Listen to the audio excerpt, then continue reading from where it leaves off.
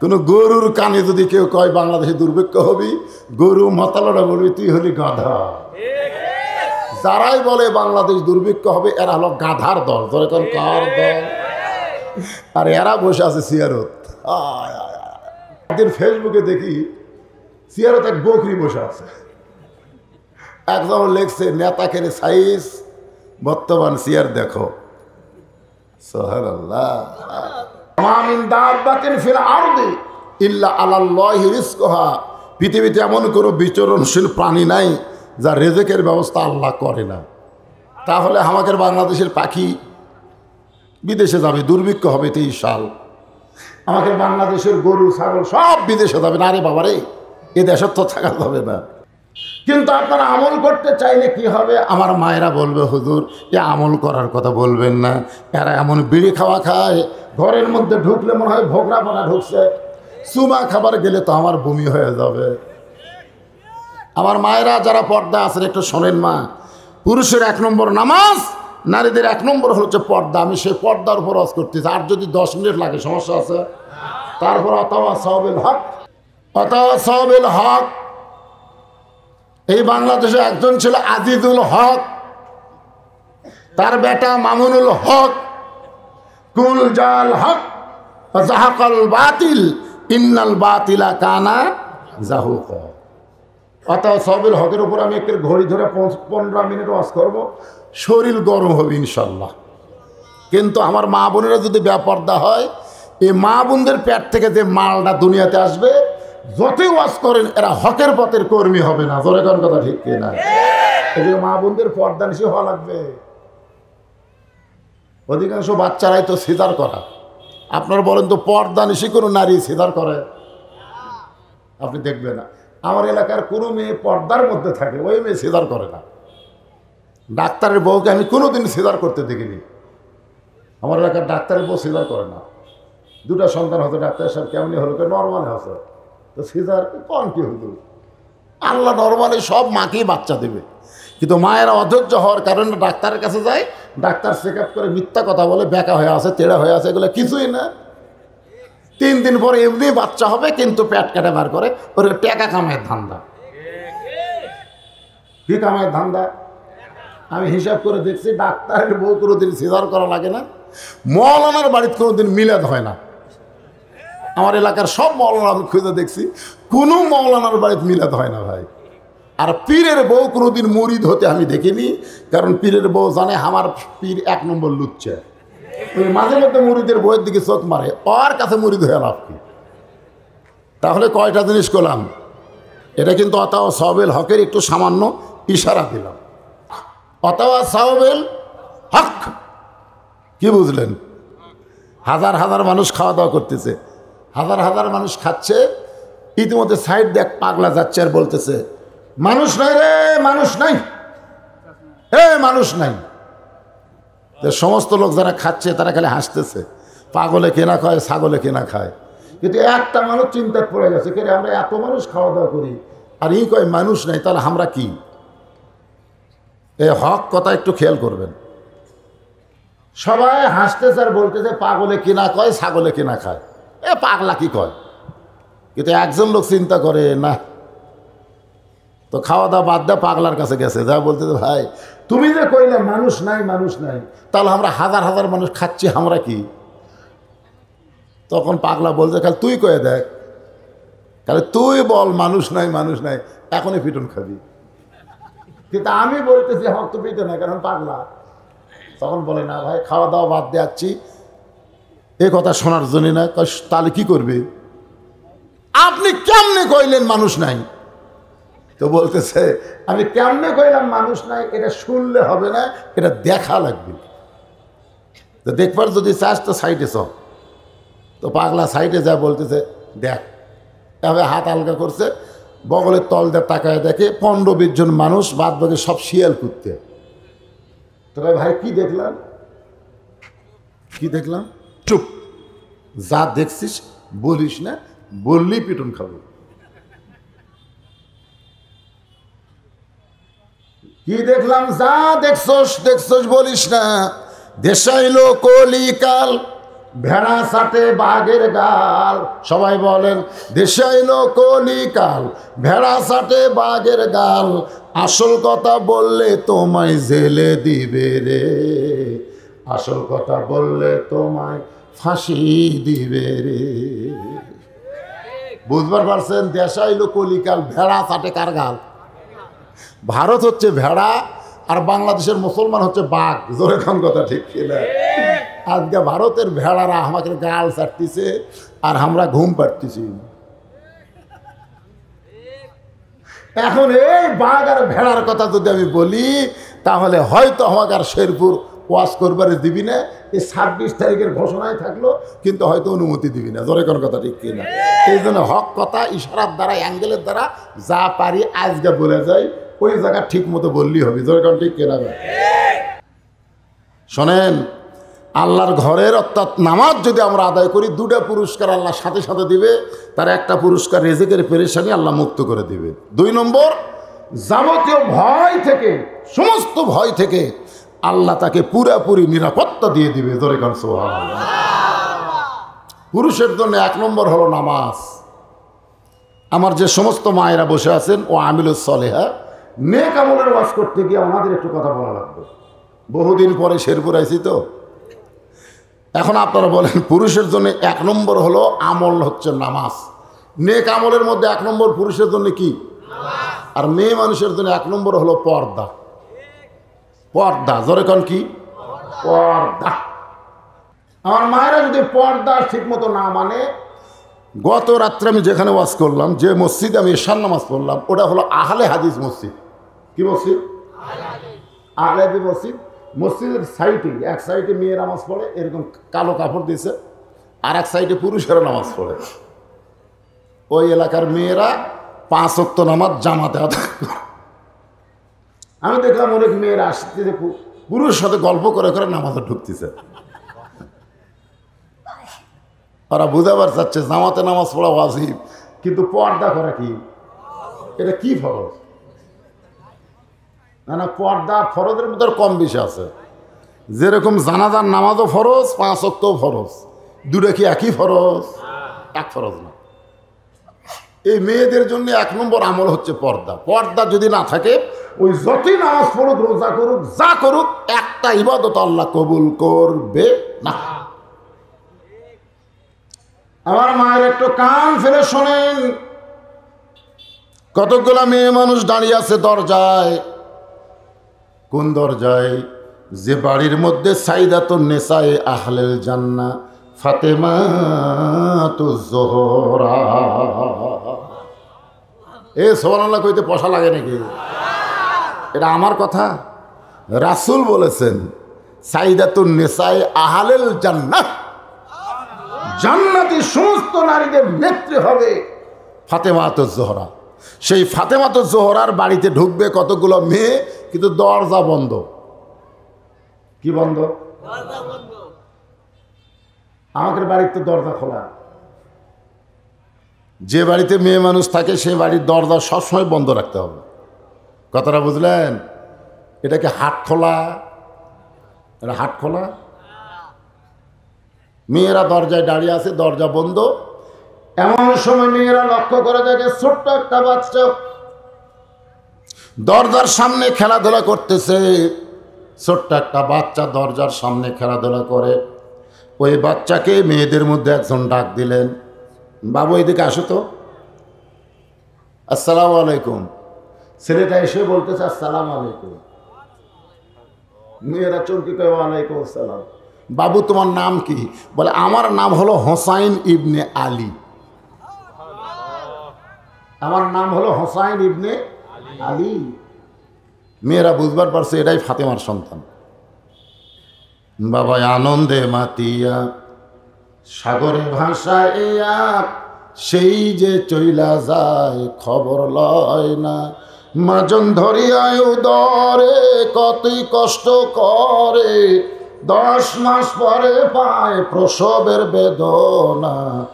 এমন দরদি ভবে কেউ হবে না আমার মা।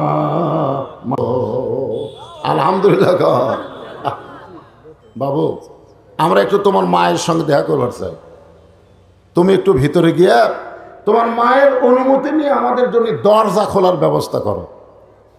সঙ্গে সঙ্গে হোসেন বলতেছে, আপনাদের কোনো টেনশন নাই, কোনো চিন্তা নাই, আমি যাচ্ছি। এই কথা বলে ছোট্ট বাচ্চা হোসাইন ঘরের মধ্যে দৌড় মারছে। এক ঘরের পার হয়ে আর এক ঘরে ঢুকতে হবে, কারণ ফাতেমা আছে অন্দরমহলে। জোরে কোন কি মহল?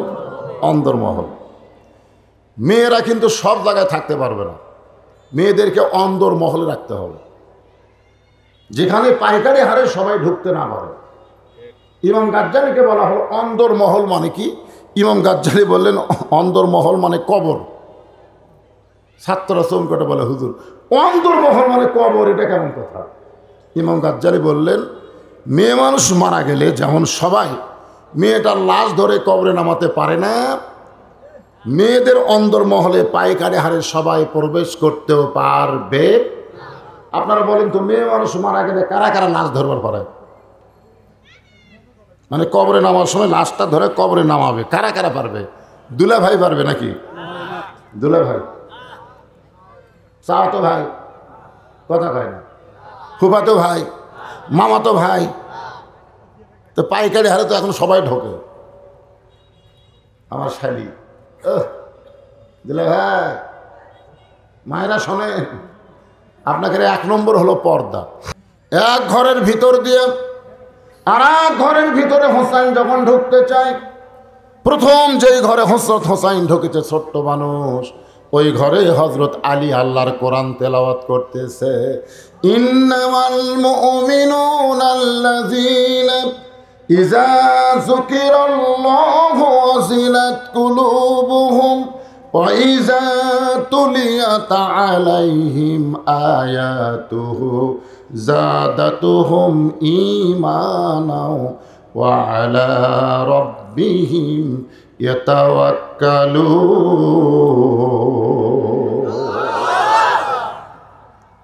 হযরত আলী কি পড়তেছে? কোরআন তেলাওয়াত করতেছে। এমন সময় হোসাইন বাহির থেকে দৌড়ে মায়ের ঘরের দরজায়, সঙ্গে সঙ্গে হোসাইন হযরত আলী কোরআন তেলাওয়াত বন্ধ করে দিলেন।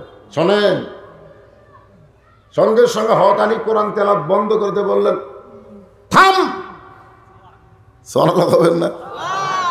আপনি নিজে ফজরের নামাজ পড়বার মসজিদে যাচ্ছেন, হযরত আলী কেন কোরআন তেলাওয়াত বন্ধ করলেন? তার সন্তান কি করতেছে এটা বাবা হিসাবে তার দেখার দায়িত্ব আছে না নাই? জোরে কোন আছে না নাই?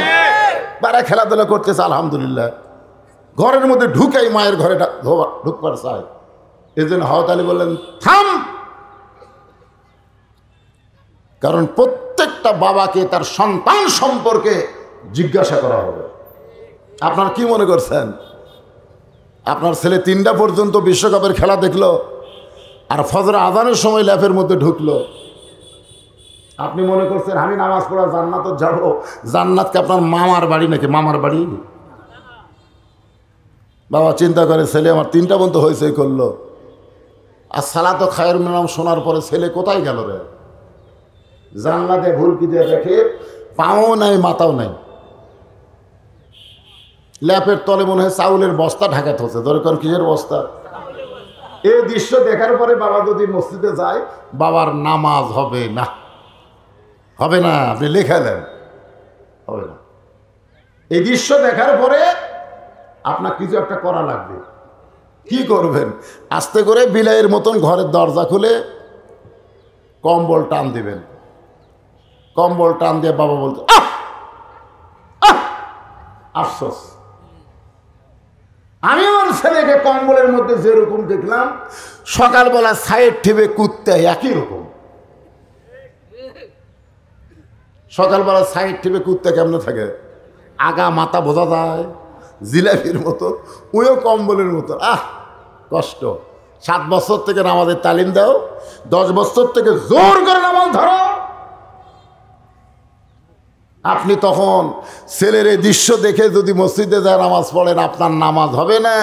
ছেলেকে উঠায় 3টা পর্যন্ত বিশ্বকাপের খেলা দেখলি শয়তান, আর আজান শুনে ঘুমাস তুই মুসলমানের বাচ্চা, ওঠ ওঠ।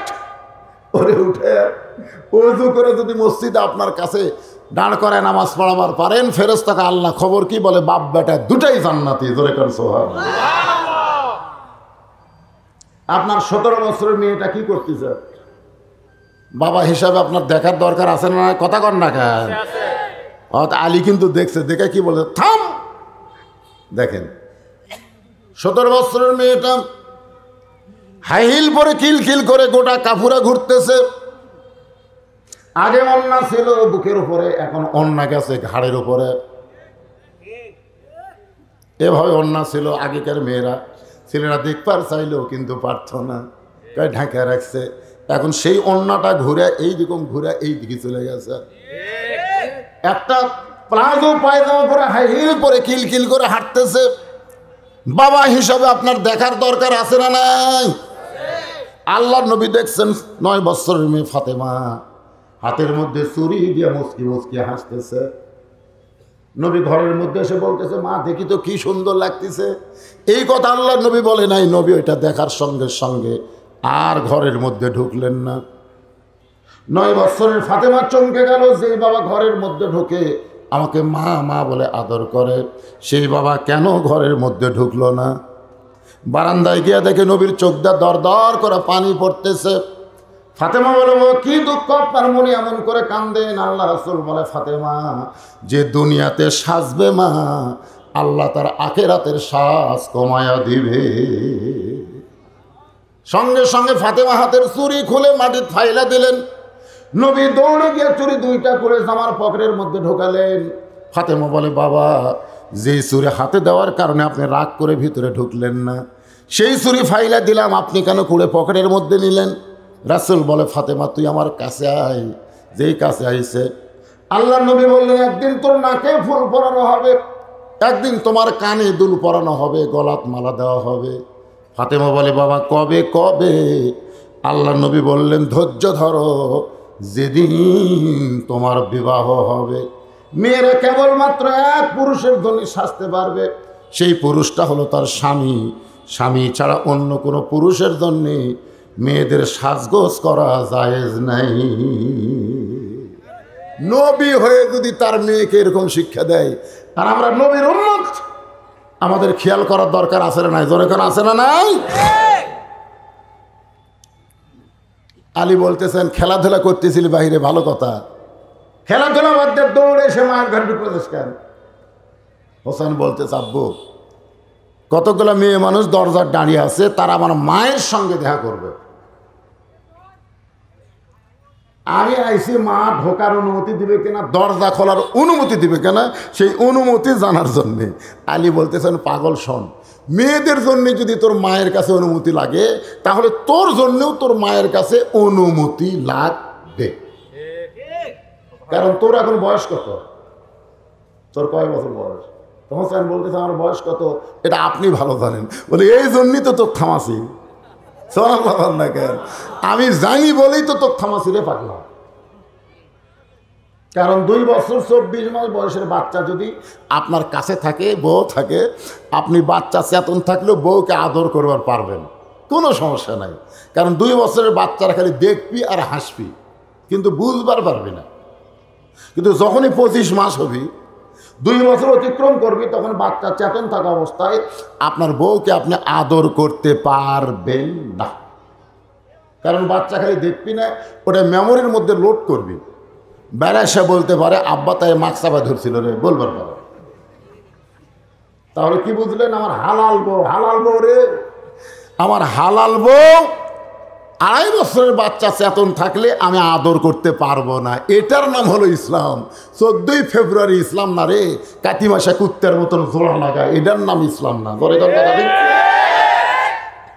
যেখানে সেখানে পার্কে বলেন, ভার্সিটিতে, যেখানে সেখানে দেখবেন ছেলে আর মেয়েরা জোড়াজুড়ি লাগবে, জোড়াজুড়ি। এই বাংলাদেশে জোরে কোন কথা ঠিক কিনা? ভ্যালেন্টাইন ডে, ভালোবাসা দিবস পালন করবে। ইসলাম কত সুন্দর সাম্যের ধর্ম। 2.5 বছরের বাচ্চা ঘরের মধ্যে আছে, আমার হালাল বউ যে একটা চুমা খামো সেই সুযোগও নাই। যদি খুব আদর করে মন চাপ বার করে দেওয়া লাগবে। না হয় ঘুমের মধ্যে রাখা লাগবে। এখনকার ঘুমও বিশ্বাস নেই, অনেক ছেলেরা ঘুমের অভিনয় করে, তোর এখন কথা ঠিক কিনা? আলী বলতেছেন তোমার বয়স হলো 4 বছর। 4 বছরের বাচ্চা যখন তখন মায়ের ঘরে ঢুকতে পারবে না, মায়ের ঘরে ঢুকতে গেলে অনুমতি লাগবে। বলতে হবে মা আমি হোসাইন তোমার ঘরে ঢুকতে চাই। ফাতেমা বলতেছে 2 মিনিট পরে আয়। 2 মিনিট পরে আয়।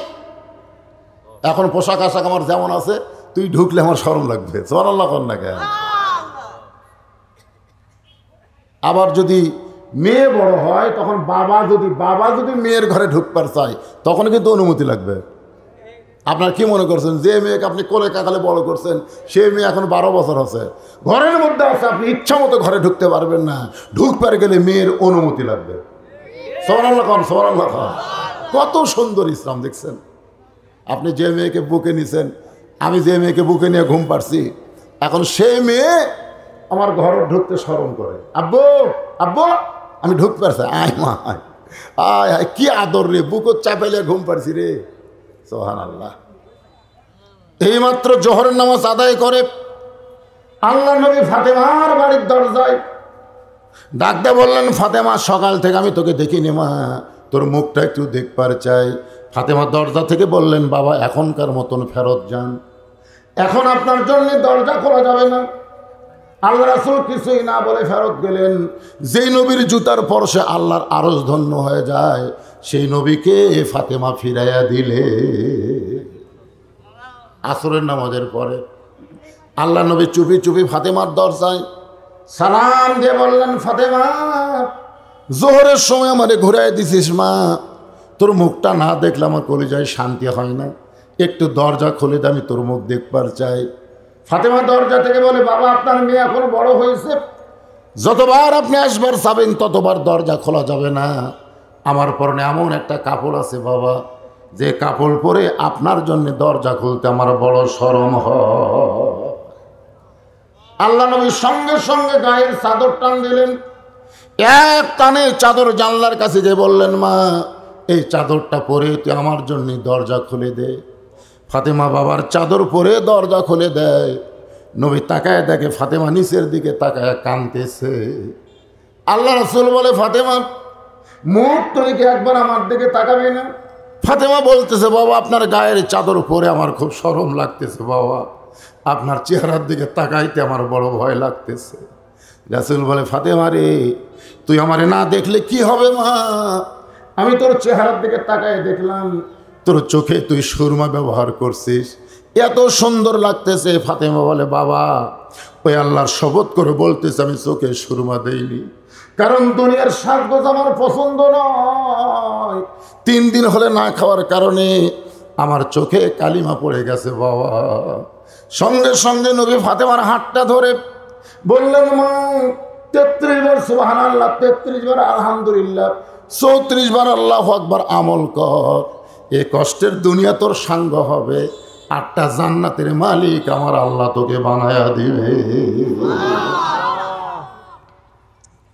আলী বললেন, হোসাইন যখন তখন মায়ের ঘরে ঢুকতে পারবা না, আসো আমার কাছে। হোসাইন যে হত আলীর কাছে আইছে, হত আলী কি পড়তেছিল, ধরো কারণ কি পড়তেছে, হোসাইনকে বলতেছে কোরআন ধরো ধরো। হোসাইন বলতেছে দেন, না ছোট্ট একটা বাচ্চা 4 বছর বয়স, তাকে হযরত আলী বলতেছে কোরআন ধরো, হোসেন বলতেছে দেন। আলী আসমানের দিকে তাকায় বলে, আল্লাহ সুবহানাল্লাহ, 4 বছরের বাচ্চা কোরআন ধরবার চায়। আলী বুঝবার পারছে এরা সাধারণ সন্তান না, এরা জন্মের সময় পবিত্র হয়ে জন্ম নিয়েছে। সুবহানাল্লাহ কোন না কেন? আর আমাকে রে 7 বছরের সন্তান খাড়া হয়ে পেশাব করে, বসেই না। আমি এলাকার প্রাইমারির কোনো ছাত্র আজ পর্যন্ত বসে থেকে পেশাব করা দেখিনি। আমার এলাকার খাড়া হয়ে পেশাব করে, খাড়া হয়ে পেশাব করে।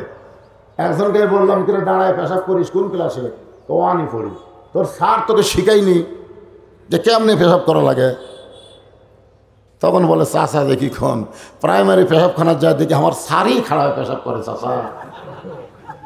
আপনারা বলেন তো, যে স্কুলের স্যারেরা খাড়ায় পেশাব করে, ছাত্ররা দাঁড়ায় পেশাব করে, সেই স্কুলে কি কোরআন শরীফ ধরার শিখায়? কি ধরা? দেখেন ক্লাস 1-এর পড়াটা দেখেন, আপনার মাথা নষ্ট হয়ে যাবে। আপনার ছেলেদের খাড়ায় পেশাব করতেছে, এ মালটা কি হচ্ছে? ওরে শিক্ষা দিচ্ছে আকডম বাগডম, ঘোড়াডম সাজে, ঢাক ঢোলক ঝাঁঝর বাজে, ব্যস্তে ব্যস্তে চললো ঢুলি, ঢুলি গেল কমলা ফুলি। আপনারা বলেন তো, এর মধ্যে একটা কথা সত্যি আছে? কথা কয় না রে। দ্বিতীয় পৃষ্ঠায় দেখেন, আয় রে আইটি নায়ে ভরা দিয়ে, না লেগাল বোয়াল মাসে, তাই না দেখা ভোদর নাচে। এই শালা শয়তানরা জানি না, নৌকা হলো পৃথিবীর সর্বপ্রথম যানবাহন। এই দুনিয়াতে প্রথম যানবাহনের নাম কি? আল্লাহর হুকুমে একজন নবী তৈরি করছে, সেই যানবাহনের নাম কি? এ জোরে কার নাম কি? আরো জোরে, জোরসে বলুন। জোর হলো না, আরো জোরে। যারা আমার বিরুদ্ধে আসছিল তারা আজকার বিরুদ্ধে থাকবে না, যে হুজুর 5 বছর পরে এসে নৌকার মিছিল করছে। জোরে করার কথা ঠিক?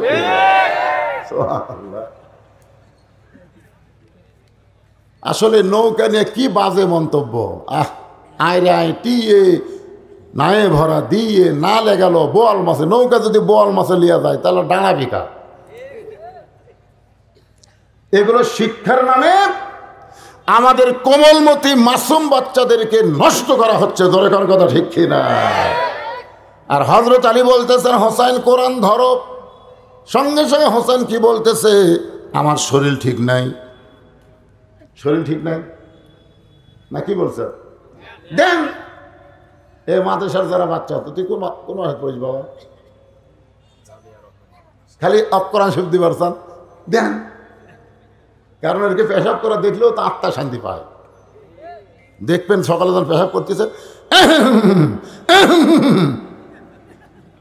আমি মাদ্রাসার মহতামি ডাক দিয়ে বললাম, এত কাশি পেশাব খানা, কাশের ওষুধ খেলেন হুজুর? হুজুর এটা আসল কাশ না হুজুর। এটা কি কাজ? বললে পেশাব নিংড়ানোর কাজ। পেশাব নিংড়াচ্ছে কাশ দিয়ে। পেশাব নিংড়ানোর পরে পানি খরচ করতেছে, অজু করতেছে। কে বাবা অজু কেন? আপনি জানেন? আপনি জানেন আমাকে? আপনি জানেন আমরা কোরআন শরীফ পড়ি হুজুর।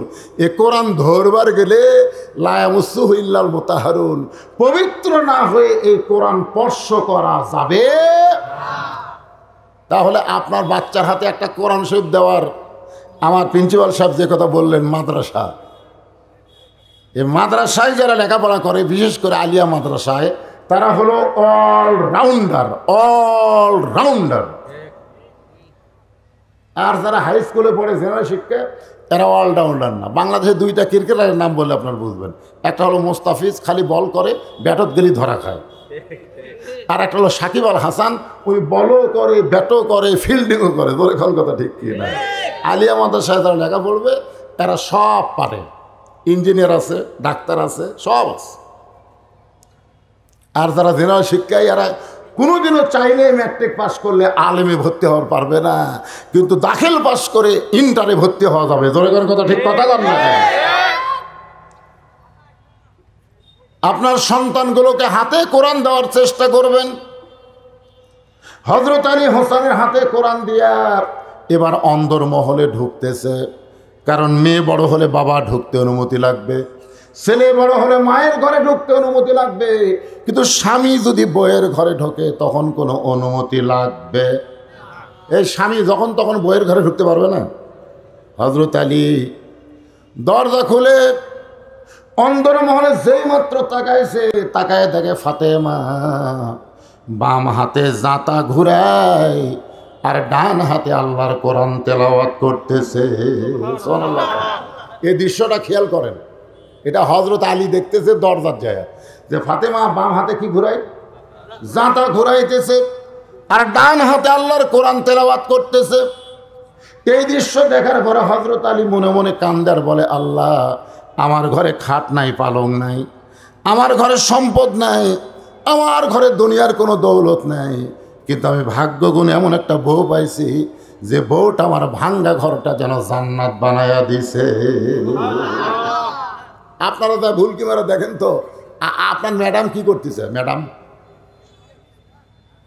এই পুরুষ মানুষেরা এশার নামাজ মসজিদে জামাতের সঙ্গে আদায় করলেন, আপনি নিয়ত করছেন বাড়িতে যা দেখবো আমার বউ যায় নামাজের উপর তসবিলিয়ে বসে আছে, কিন্তু বাড়ির দরজাতে আসতেই দেখেন আপনার ঘরের ভিতর থেকে হিন্দুদের পূজার বদলে লোলোলোটের বাঁচতে। আমি মুসলমান, আমার ঘরে হিন্দুর পূজার শব্দ কেন? যাই দেখেন আপনার প্রধানমন্ত্রী বউ স্টার জলসা জি বাংলা দেখতেছে। তাহলে আপনি কি বলবেন? আল্লাহ, আমার ঘরে খাট আছে, পালং আছে, সব আছে, কিন্তু এমন একটা বউ পাইছি, বউ পাওয়ার কারণে আমার ঘর জাহান্নাম হয়ে গেছে। জোরে কোন কথা ঠিক কিনা? আজকে আমাদের ঘর কি জান্নাত না জাহান্নাম? হযরত আলী জবান ফসকে বের হয়ে গেল, রব্বানা পড়েন, রব্বানা আতিনা ফিদ দুনিয়া হাসানাতাও ওয়া ফিল আখিরাতি হাসানা ওয়া কিনা আযাবান নার। জবান ফসকে বের হয়ে গেছে সুবহানাল্লাহ। মানে ফাতেমার এই দৃশ্য, বাম হাতে জাতা ঘুরাই আর ডান হাতে কোরআন তেলাওয়াত করে, দৃশ্য দেখেই জবান ফসকে বের হয়ে গেছে। সঙ্গে সঙ্গে ফাতেমা জাতা ঘুরানো বন্ধ, কোরআন তেলাওয়াত করাও বন্ধ। জাতা ঘুরান বন্ধ করছে, কোরআন তেলাওয়াত বন্ধ করে দৌড়ে এসে বুড়া আঙ্গুলে ভর দিয়া হযরত আলীর কপালে একটা চুম্বন দিয়েছে। সুবহানাল্লাহ। আলী বলে, ফাতেমা জাতা ঘুরাও, কোরআন তেলাওয়াত করো, বাদ দিয়ে তুই আমার কপালে চুমা দিলে কেন? ফাতেমা বলে, আপনি কি করেন? স্বামী আছে আমার দরজাত, আর আমার কোনো আমল আছে? আমার কোনো আমল নাই, কোনো কাজ নাই, একটাই নেক আমল হলো স্বামীকে খুশি করা। ধরে কারণ সুবহানাল্লাহ। সঙ্গে সঙ্গে হযরত আলী ফাতেমার এই যে দুই কপাল, ফাতেমার কপালের ভুরুর মাঝখানে একটা চুমা খাচ্ছে। আল্লাহ রাসূল বলেছেন, বাপমার মুখের দিকে তাকালে শুধু কবুল হজের সওয়াব না, বইয়ের দুই ভুরুর মাঝখানে একটা চুমা দিলে একটা হজের সওয়াব। ধরে কারণ সুবহানাল্লাহ। এ সুবহানাল্লাহ কারা বলতেছেন? যারা বিয়ে করছেন তারা করেন। এই 14 ফেব্রুয়ারি আবার এটা পালন করবে যায় না। আমাদের খেয়াল করছে না, যে তাকান এই যে এই জায়গার চুমা খেলে হজর সওয়াব। কোন জায়গা? আমি শতকরা 100 জন লোককে বলছি যে ভাইজান তোমার বইয়ের ভুরু কিরকম?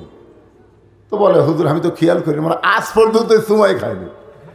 চুমা খাবার গেলে তো ভুরুর কথা খেয়াল হবে। জোরে করার কথা ঠিক কি? আজকে থেকে আমল করবেন, হজের সওয়াব পাবেন। কিন্তু আপনারা আমল করতে চাইলে কি হবে? আমার মায়েরা বলবে, হুজুর এ আমল করার কথা বলবেন না, এরা এমন বিড়ি খাওয়া খায়, ঘরের মধ্যে ঢুকলে মনে হয় ভোগরা পানা ঢুকছে, চুমা খাবার গেলে তো আমার বমি হয়ে যাবে। আমার মায়েরা যারা পর্দা আছেন একটু শোনেন। মা, পুরুষের 1 নম্বর নামাজ, নারীদের 1 নম্বর হচ্ছে পর্দা। আমি সেই পর্দার উপর ওয়াজ করতেছি। আর যদি 10 মিনিট লাগে সমস্যা আছে। তারপর অতাওয়াসাউ বিল হক। এই বাংলাদেশে একজন ছিল আজিজুল হক, তার বেটা মামুনুল হক।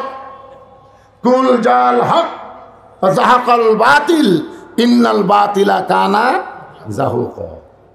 অতাওয়াসাউ বিল হকের উপর আমি একটা ঘড়ি ধরে 15 মিনিট ওয়াজ করবো, শরীর গরম হবে ইনশাল্লাহ। কিন্তু আমার মা বোনেরা যদি বেপর্দা হয়, এই মা বোনদের পেট থেকে যে মালটা দুনিয়াতে আসবে, যতই ওয়াজ করেন এরা হকের পথের কর্মী হবে না। জোরে কোন কথা ঠিক কিনা? এই মা বোনদের পর্দা নিশি হওয়া লাগবে। অধিকাংশ বাচ্চারাই তো সিজার করা। আপনার বলেন তো পর্দা নিশি কোনো নারী সিজার করে? আপনি দেখবেন না। আমার এলাকার কোনো মেয়ে পর্দার মধ্যে থাকে, ওই মেয়ে সিজার করে না। ডাক্তারের বউকে আমি কোনোদিন সিজার করতে দেখিনি। আমার এলাকার ডাক্তারের বউ সিজার করে না। 2টা সন্তান হতো, ডাক্তার সাহেব কেমনি হলো? নর্মালে হতো। তো সিজার কন কি হতো? আল্লাহ নর্মালি সব মাকেই বাচ্চা দেবে, কিন্তু মায়েরা অধৈর্য হওয়ার কারণে ডাক্তারের কাছে যায়, ডাক্তার চেক আপ করে মিথ্যা কথা বলে, বেঁকা হয়ে আছে, তেড়া হয়ে আছে, এগুলো কিছুই না। 3 দিন পরে এমনি বাচ্চা হবে, কিন্তু পেট কেটে বার করে। ওর টাকা কামায় ধান্দা। কি কামায় ধান্দা? আমি হিসাব করে দেখছি, ডাক্তারের বউ কোনোদিন সিজার করা লাগে না। মৌলানার বাড়িতে কোনোদিন মিলাদ হয় না। আমার এলাকার সব মৌলানা আমি খুঁজে দেখছি, কোনো মৌলানার বাড়িতে মিলাদ হয় না ভাই। আর পীরের বউ কোনোদিন মুরিদ হতে আমি দেখিনি, কারণ পীরের বউ জানে আমার পীর 1 নম্বর লুচ্চা। ওই মাঝে মধ্যে মুরিদের বইয়ের দিকে চোখ মারে, ওর কাছে মুরিদ হয়ে লাভ কি? তাহলে কয়টা জিনিস করলাম, এটা কিন্তু অতাও সবেল হকের একটু সামান্য ইশারা দিলাম। এখন আসেন সেই কথা বলতেছিলাম, আলী বলতেছেন ফাতেমা তোমার হোসাইন তোমার ঘরের মধ্যে ঢুকবার চাইছিল, কিন্তু আমি তাকে কোরআন শরীফ দিয়ে, জোরেখন কি দিয়ে, কোরআন শরীফ দিয়ে আমি অন্দর মহলে আইছি। ফাতেমা বলতেছেন স্বামী গো, বাচ্চাদের হাতে যখন কোরআন দেওয়া যাবে ওই বাপ মার আর কোনো টেনশন থাকবে না, কারণ বাচ্চারা কোরআনের হাফেজ আলিম হলে বাপ মার কবরকে জান্নাত বানানোর জন্য তারা সচেষ্ট হবে। সুবহানাল্লাহ কন্যা খান। আলী বলতেছেন কতগুলো মেয়ে মানুষ দরজায় দাঁড়িয়ে আছে, তারা তোমার সঙ্গে দেখা করবার চায়, তুমি যদি অনুমতি দাও তাহলে মেয়েদেরকে তোমার সঙ্গে দেখা করার হুকুম দেওয়া হবে। ফাতেমা চোখের পানি নিয়ে বলতে স্বামী গো, মেয়ের আমার সঙ্গে দেখা করবে আমার কোনো আপত্তি নাই, কিন্তু আপনাকে কষ্ট করে পর্দার ব্যবস্থা করা লাগবে। আলী মুচকে মুচকে হাসার বলে ফাতেমা মেয়েরা মেয়ের সঙ্গে দেখা করবে, এখানে কোনো পর্দার ব্যবস্থা লাগবে না। ফাতেমা বলতেছে আপনি জ্ঞানের সম্রাট হওয়ার পারেন, কিন্তু পর্দা বিষয়ে আমার চাইতে আপনি কম জানেন। সুবহানাল্লাহ বলবেন না? ফাতেমা বলতেছে আপনি জ্ঞানের সম্রাট হওয়ার পারেন, কিন্তু পর্দা বিষয়ে আমার চাইতে আপনি কম জানেন। আপনারা বলেন তো হযরত আলী কম জানে না বেশি জানে? এখন বেশি না কম? আল্লাহ রাসূল বলেছেন আমার 4 জন সাহাবী 1 নম্বর। কয়জন? তার মধ্যে নরমে 1 নম্বর হলো আবু বকর, গরমে 1 নম্বর ওমর, সম্পদে 1 নম্বর ওসমান, আর জ্ঞানে 1 নম্বর আলী। ধরে কোন সুবহানাল্লাহ। আলীর মতন জ্ঞানী কিয়ামত পর্যন্ত কেউ হবে না। আর সেই জ্ঞানী আলীকে বলতেছে আপনি পর্দা বিষয়ে আমার চাইতে কম জানেন। আলী বলতেছে ঠিক আছে, আমি শ্রোতা হও তুমি বক্তা হও, আমি শ্রোতা তুমি বক্তা, তুমি পর্দা বিষয়ে আমার চাইতে কি ভালো জানো এটা আমি আলী শুনবার চাই। কে শুনবে? কথা কয় না, কে শুনবে? পৃথিবীর শ্রেষ্ঠ জ্ঞানে আলী এখন শ্রোতা হয়েছে, ফাতেমাকে বক্তা বানায় বলো দেখি পর্দা বিষয়ে আমার চাইতে বেশি কি জানো। এখন ফাতেমা পর্দা বিষয়ে বেশি কি জানে এটা শুধু মেয়ে মানুষের জন্য না, আমাদের জন্যও জানা লাগবে।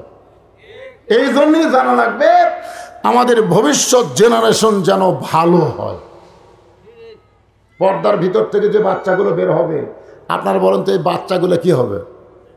পর্দা হবে না? আমার এলাকার এক ছেলে বলে হুজুর 11 মাস আমার খিদে লাগে না, কিন্তু রোজ আর চাঁদ উঠলে আমার খিদে বেড়ে যায়। আপনি বলেন তো কারণ কি? আমি বলি এই কারণ তো আমি জানি না, তোর মাও জানে। তোর মাও বাসে আছে, কে বাসে আছে? মায়ের কাছে যা, ও মায়ের কাছে গিয়ে বলতেছে মা 11 মাস আমার খিদে কম, রোজার মাসে খিদে বেশি কেন? মা বলতেছে এই সর্বনাশ করছে তোর দাদি, এই সর্বনাশ করছে তোর দাদি। তুই যখন আমার পেটে ছিলি তোর দাদি কইছে বৌমা খবরদার রোজা থাকবে না, রোজা থাকলে কিন্তু আমার লাঠি শুকে যাবে। ওকে পেটে তাজা করার জন্য তোমাকে রোজা রাখা যাবে না, খালি তুকি খিলানোর জন্য আমি রোজা থাকিনি রে। এই যে রমজান মাসে তোর খাওয়ার অভ্যাস হতে পেটের ভিতরে, এই জন্য বাইরে আসাও তুই আর রোজা থাকবার পারিস না। এই জন্য একজন নেপোলিয়ান বলেছে ভালো একটা সন্তান যদি চাও ভালো একটা মায়ের দরকার। ধরে কোন কিসের দরকার? আজকে কাপুর এলাকার মায়েরা কেমন? পুরুষের জন্য 1 নম্বর নামাজ, নারীদের জন্য 1 নম্বর পর্দা, 3 নম্বর বিষয় হতো আসহাবুল হক, 4 নম্বর বিষয় হতো আসহাবুস সবর। আমি হক আর সবরের উপরে আলোচনা করবো ইনশাল্লাহ। যে আমার চাচাতো ভাই যে বিয়ে করছে বউটা খুব সুন্দর। আমার চাচাতো ভাই বিয়ে করছে বউটা কি খুব সুন্দর। সাথে সাথে আমার বউ আমার কাছ থেকে উঠে গিয়ে বলতেছে আপনি বক্তা না লুচ্চা? আমি বললাম এই ওয়াজ করার কারণ কি? বলে কার বউ কেমন সেটা একজন আলেম হয়ে আপনি দেখেন কেমন। আমি সেদিন কান ধরে বললাম আল্লাহ আসলে আমার বইয়ের ওয়াজটাই ঠিক, তবে এরপরেও যদি কোনোদিন দেখি আর কোনোদিন বইয়ের সামনে বলবো না। কি মনে করতেছেন বউ বক্তা হলে তো স্বামীর কি কষ্ট হয়? আর সমস্ত জ্ঞানীর সম্রাট বসে আছে শ্রোতা হয়ে, ফাতেমা পর্দার ওয়াজ শোনাবে, আলীর চাইতে নাকি বেশি জানে। ফাতেমা বলে স্বামী গো যে কয়টা মেয়ে দরজায় দাঁড়িয়ে আছে আপনি কি তাদের চিনেন? যে কয়টা মেয়ে দরজায় দাঁড়িয়ে আছে আপনি কি তাদের চিনেন? আলী বলতেছে এই দুনিয়াতে একজন মেয়েকেই মাত্র আমি চিনি, যে মেয়েটা হলো হাসান হোসেনের মা। এই একজন নারীকে ছাড়া দুনিয়ার অন্য কোনো নারীকে আমি আলী চিনি না। ফাতেমা বলতেছে তাহলে যে কয়টা মেয়ে দরজায় দাঁড়ায় আছে তার মধ্যে একটা যদি বেপর্দা নারী থাকে, যে কয়টা মেয়ে আমার সঙ্গে দেখা করার জন্য দরজার দাঁড়া আছে তার মধ্যে একটা যদি বেপর্দা থাকে, কয়টা? সবই পর্দা নিছে কিন্তু একটা বেপর্দা। সেই বেপর্দা নারী আমার চেহারা দেখার পরে যদি পর পুরুষের কাছে গিয়ে বলে ফাতেমার চোখের সাইজ, মুখের সাইজ, গায়ের রং এইরকম, তাহলে আপনি বলেন এতদিন ধরে যে পর্দাকে আমি লালন করতেছি সেই পর্দার মধ্যে আমি থাকতে পারলাম? কেমন পর্দা লালন করে জানেন? রাতের অন্ধকারে দুনিয়া থেকে বিদায় নিয়েছে, রাতের অন্ধকারে। আবার রাতের অন্ধকারেই তাকে জান্নাতুল বাকিতে দাফন করা হয়েছে, রাতের অন্ধকারে। দাফন করার পরে হযরত আলী আল্লাহকে বলতেছে, আল্লাহ আমার হাসান হোসেনের মাকে তুমি কবুল করো, আমার ফাতেমাকে তুমি কবুল করে নাও। এই দোয়া করে তাকায় দেখে সামনে কয়েকটা পুরাতন কবর, এইমাত্র ফাতেমার কবর দিয়েছে, সেই কবরই নাই। আলী কয় কে রে, এখনই কবর দিলাম। সেই নতুন কবর গেল কোন জায়গায়? গোটা জান্নাতুল বাকি দৌড়ায় আর বলে নতুন কবর, ফাতেমার কবর, ফাতেমার কবর। কে যেন দূর থেকে ডাকতে বলে, আলী রে আমার ফাতেমা পর্দা নিশি, আমি আল্লাহ জোহরা ডিগ্রি দিয়া ফাতেমার কবরটাকে কিয়ামত পর্যন্ত পর্দা করেছি। এখন মায়েদের বলবো যে ফাতেমা কবর পর্দা হয়ে গেছে সেই ফাতেমা জান্নাতের আজদের নেত্রী হবে, তার সিগনেচার ছাড়া একটা মেয়েও জান্নাতে ঢুকবার পারবে না। মায়েরা শোনেন, নামাজ পড়েন, রোজা করেন, হজ করেন, আর যাই করেন, এক নম্বরে পর্দা। এক নম্বর কি? আর পুরুষের এক নম্বর কি? এই দুটা হচ্ছে ও আমিল সলেহার ওপরে আজকের আলোচনা। অথবা সাওবেল হক, কি বুঝলেন? হাজার হাজার মানুষ খাওয়া দাওয়া করতেছে, হাজার হাজার মানুষ খাচ্ছে, ইতিমধ্যে সাইড দেখ পাগলা যাচ্ছে আর বলতেছে মানুষ নাই রে, মানুষ নাই, মানুষ নাই। সমস্ত লোক যারা খাচ্ছে তারা খালি হাসতেছে, পাগলে কেনা খায়, ছাগলে কেনা খায়।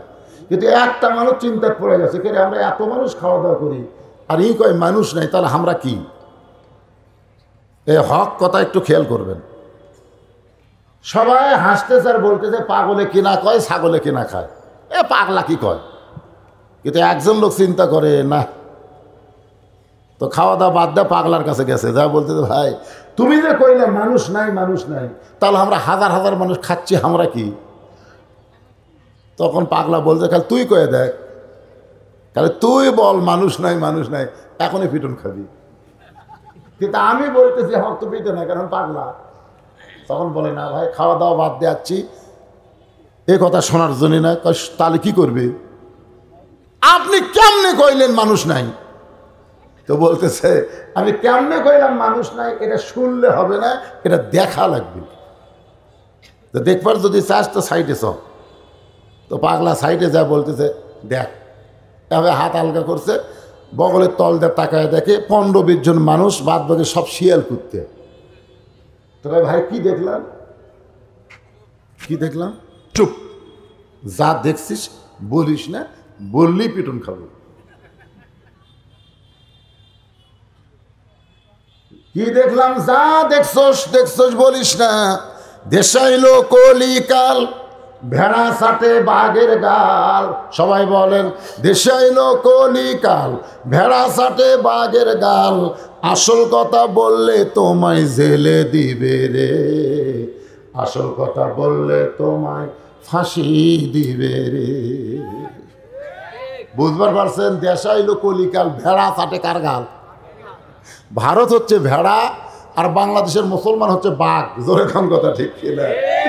আজকে ভারতের ভেড়ারা আমাকে গাল চাটতেছে আর আমরা ঘুম পাড়তেছি।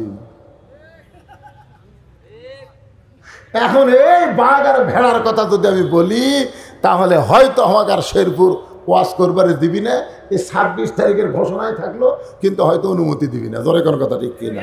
এই জন্য হক কথা ইশারার দ্বারা, অ্যাঙ্গেলের দ্বারা যা পারি আজকে বলে যাই, ওই জায়গা ঠিক মতো বললেই হবে। জোরে কোনো ঠিক কিনা? মুসলমানের ঘরে যখন আমাদেরকে আল্লাহ কবুল করেছেন, আমরা বিশ্বাস করতে পারি আল্লাহ আমাদের উপরে খুশি না বেজার? আলহামদুলিল্লাহ। জি জি জি, জায়গা এই সাইডে অনেক আছে, এই সাইডে অনেক জায়গা। হ্যাঁ, এই ক্যামেরার কারণে এদিকে লোক বসতেছে না। একটু অ্যাঙ্গেল করে বসেন, একটু সাইজ হয়ে বসেন, কারণ আজকে যে আলোচনা হবে সূরা আসর, কিছুক্ষণ পরে একটা নামাজ আসতেছে, তার নাম কি? আসর। আসরের নামাজের পরে বেলা কতটুকু থাকে? খুব বেশি থাকে। তাহলে সূরা আসরের আলোচনা মানে বুঝতেছেন আমাদের বেলা ফুরে গেছে, আমাদের সময় খুব একটা বেশি বাকি নেই। তো যে কথা বলতেছিলাম, আল্লাহর প্রশংসা আমরা বেশি বেশি করব না কম করব? কেন করব? আছেন আমার মুক্তার, আছেন আমার বারিস্টার, সেই বিচারের হাইকোর্টেতে তিনি আমায় করবেন পার, আমি পাপী তিনি জামিনদার। আমাদের কোনো টেনশন নাই। সুবহানাল্লাহ বলেন। যদি খালি ঈমান নিয়ে মরবার পারি, আমাদের যতই পাপ থাক আল্লাহ আমাকে জান্নাত দিবেই। কেন দিবে? কারণ আল্লাহ যখন হাকিম হবে, আমরা যখন আসামি হব, ওই সময় আমাদের একজন জামিনদার বের হবে। জামিনদার, তিনি আল্লাহর সামনে ওকালতি করবেন আমাদের ব্যাপারে, আমাদেরকে জামিন করে জান্নাতের দরজায় পৌঁছায় দিবে। ভাগ্য গুণে তিনি আমাদের নবী। জোরে কর সুবহানাল্লাহ। এই জন্য প্রশংসা কার হবে? আমরা যে কোরআন থেকে তাফসীর শুনব, এই কোরআনে কোনো সন্দেহ, সবাই বলা লাগবে, এই কোরআনে কোনো ধোঁকা, এই কোরআনে কোনো গোঁজামিল। অথচ সেই কোরআনের ওয়াজ শুনি, কিন্তু কোরআন মোতাবেক চলবার চাই না। ঠিক কিনা বলে? আমরাই বললাম ধোঁকা নাই, সন্দেহ নাই, গোঁজামিল নাই, তাহলে এইটা গ্রহণ করলে আমাদের অসুবিধা কোন জায়গায়? মুখে মুখে বলবো সন্দেহ নাই, কিন্তু মন দিয়ে অন্য বিধানকে গ্রহণ করব, তাহলে তাদের চরিত্র কেমন হবে? হ্যাঁ, ওয়াজ শোনার দিক দিয়ে আপনাদের চাইতে আমাদের চাইতে আবু জেহেল 1 নম্বর ছিল। কয় নম্বর? সারা রাত ওয়াজ শুনছে, সারা রাত। সকালবেলা সভাসদ বর্গে মিটিংয়ে বলতেছে, এত সুন্দর কোরআনের বাণী, রাতটা কোন দিক দিয়ে গেল আমি বুঝবারই পারি। সুবহানাল্লাহ কর না? এটা কে বলতেছে? আবু জেহেল। এত সুন্দর কোরআনের বাণী, আমার রাতটা কোন দিক দিয়ে গেছে আমি বুঝবারই পারিনি। আবু সুফিয়ান বলতেছে, তাহলে সেই কোরআনকে গ্রহণ করলে অসুবিধা কোন জায়গায়? যেটা শুনতে এত ভালো লাগে, সেটা গ্রহণ করলে অসুবিধা কোন জায়গায়? আবু জেহেল বলতেছে, তোমার কানটা আমার মুখের কাছে দাও। এটা জোরে বলা যাবে না। তো কানটা যখন মুখের কাছে দিচ্ছে, তখন ফিসফিস করে বলতেছে, এই কোরআনকে যদি আমরা গ্রহণ করি তাহলে আমাদের ভুয়া নেতৃত্ব চলবে না। আজও বাংলাদেশে আবু জেহেলের দোসর যারা, এই কোরআনের 1 নম্বর শত্রু তারা। ধরে বলেন কথা ঠিক কিনা? কারণ তারা কখনোই চাবে না বাংলার জমিনে আল্লাহর কোরআন চালু হোক। আবু জেহেল বলল, এই কোরআনকে গ্রহণ করলে আমার ভুয়া নেতৃত্ব থাকবে না, আসল নেতা হয়ে যাবে আব্দুল্লাহর এতিম পোলা। নবীর প্রতি দরুদ পড়ি, নবীরে সালাম করি মসজিদের ভিতরে, কিন্তু নবীর সমাজ গড়ার কাজে অনেকের দ্বন্দ্ব মনে বাজে। আমার নবীকে সবাই ভালোবাসে, ঠিক না? সবাই ভালোবাসে, কিন্তু নবীর সমাজের প্রতি আমাদের একটু অনীহা। আসুন সূরা আসর থেকে আপনাদের সামনে আলোচনা করব। এ কোরআন বাংলাদেশে চালু হোক, এর 1 নম্বর শত্রু হচ্ছে যারা দিনের ভোট রাতে করে। 29 তারিখে ভোট করে 30 তারিখে যারা ঘোষণা দেয়, তারা কখনো চাবে না বাংলার জমিনে আল্লাহর কোরআন চালু হোক। ধরে কোন কথা ঠিক? এই কোরআনের 2 নম্বর শত্রু হলো ধর্ম নিয়ে যারা ব্যবসা করে। ধরে কোন কি নিয়ে? আমার দয়াল বাবার দরবারেতে কেউ ফিরে না খালি হাতে।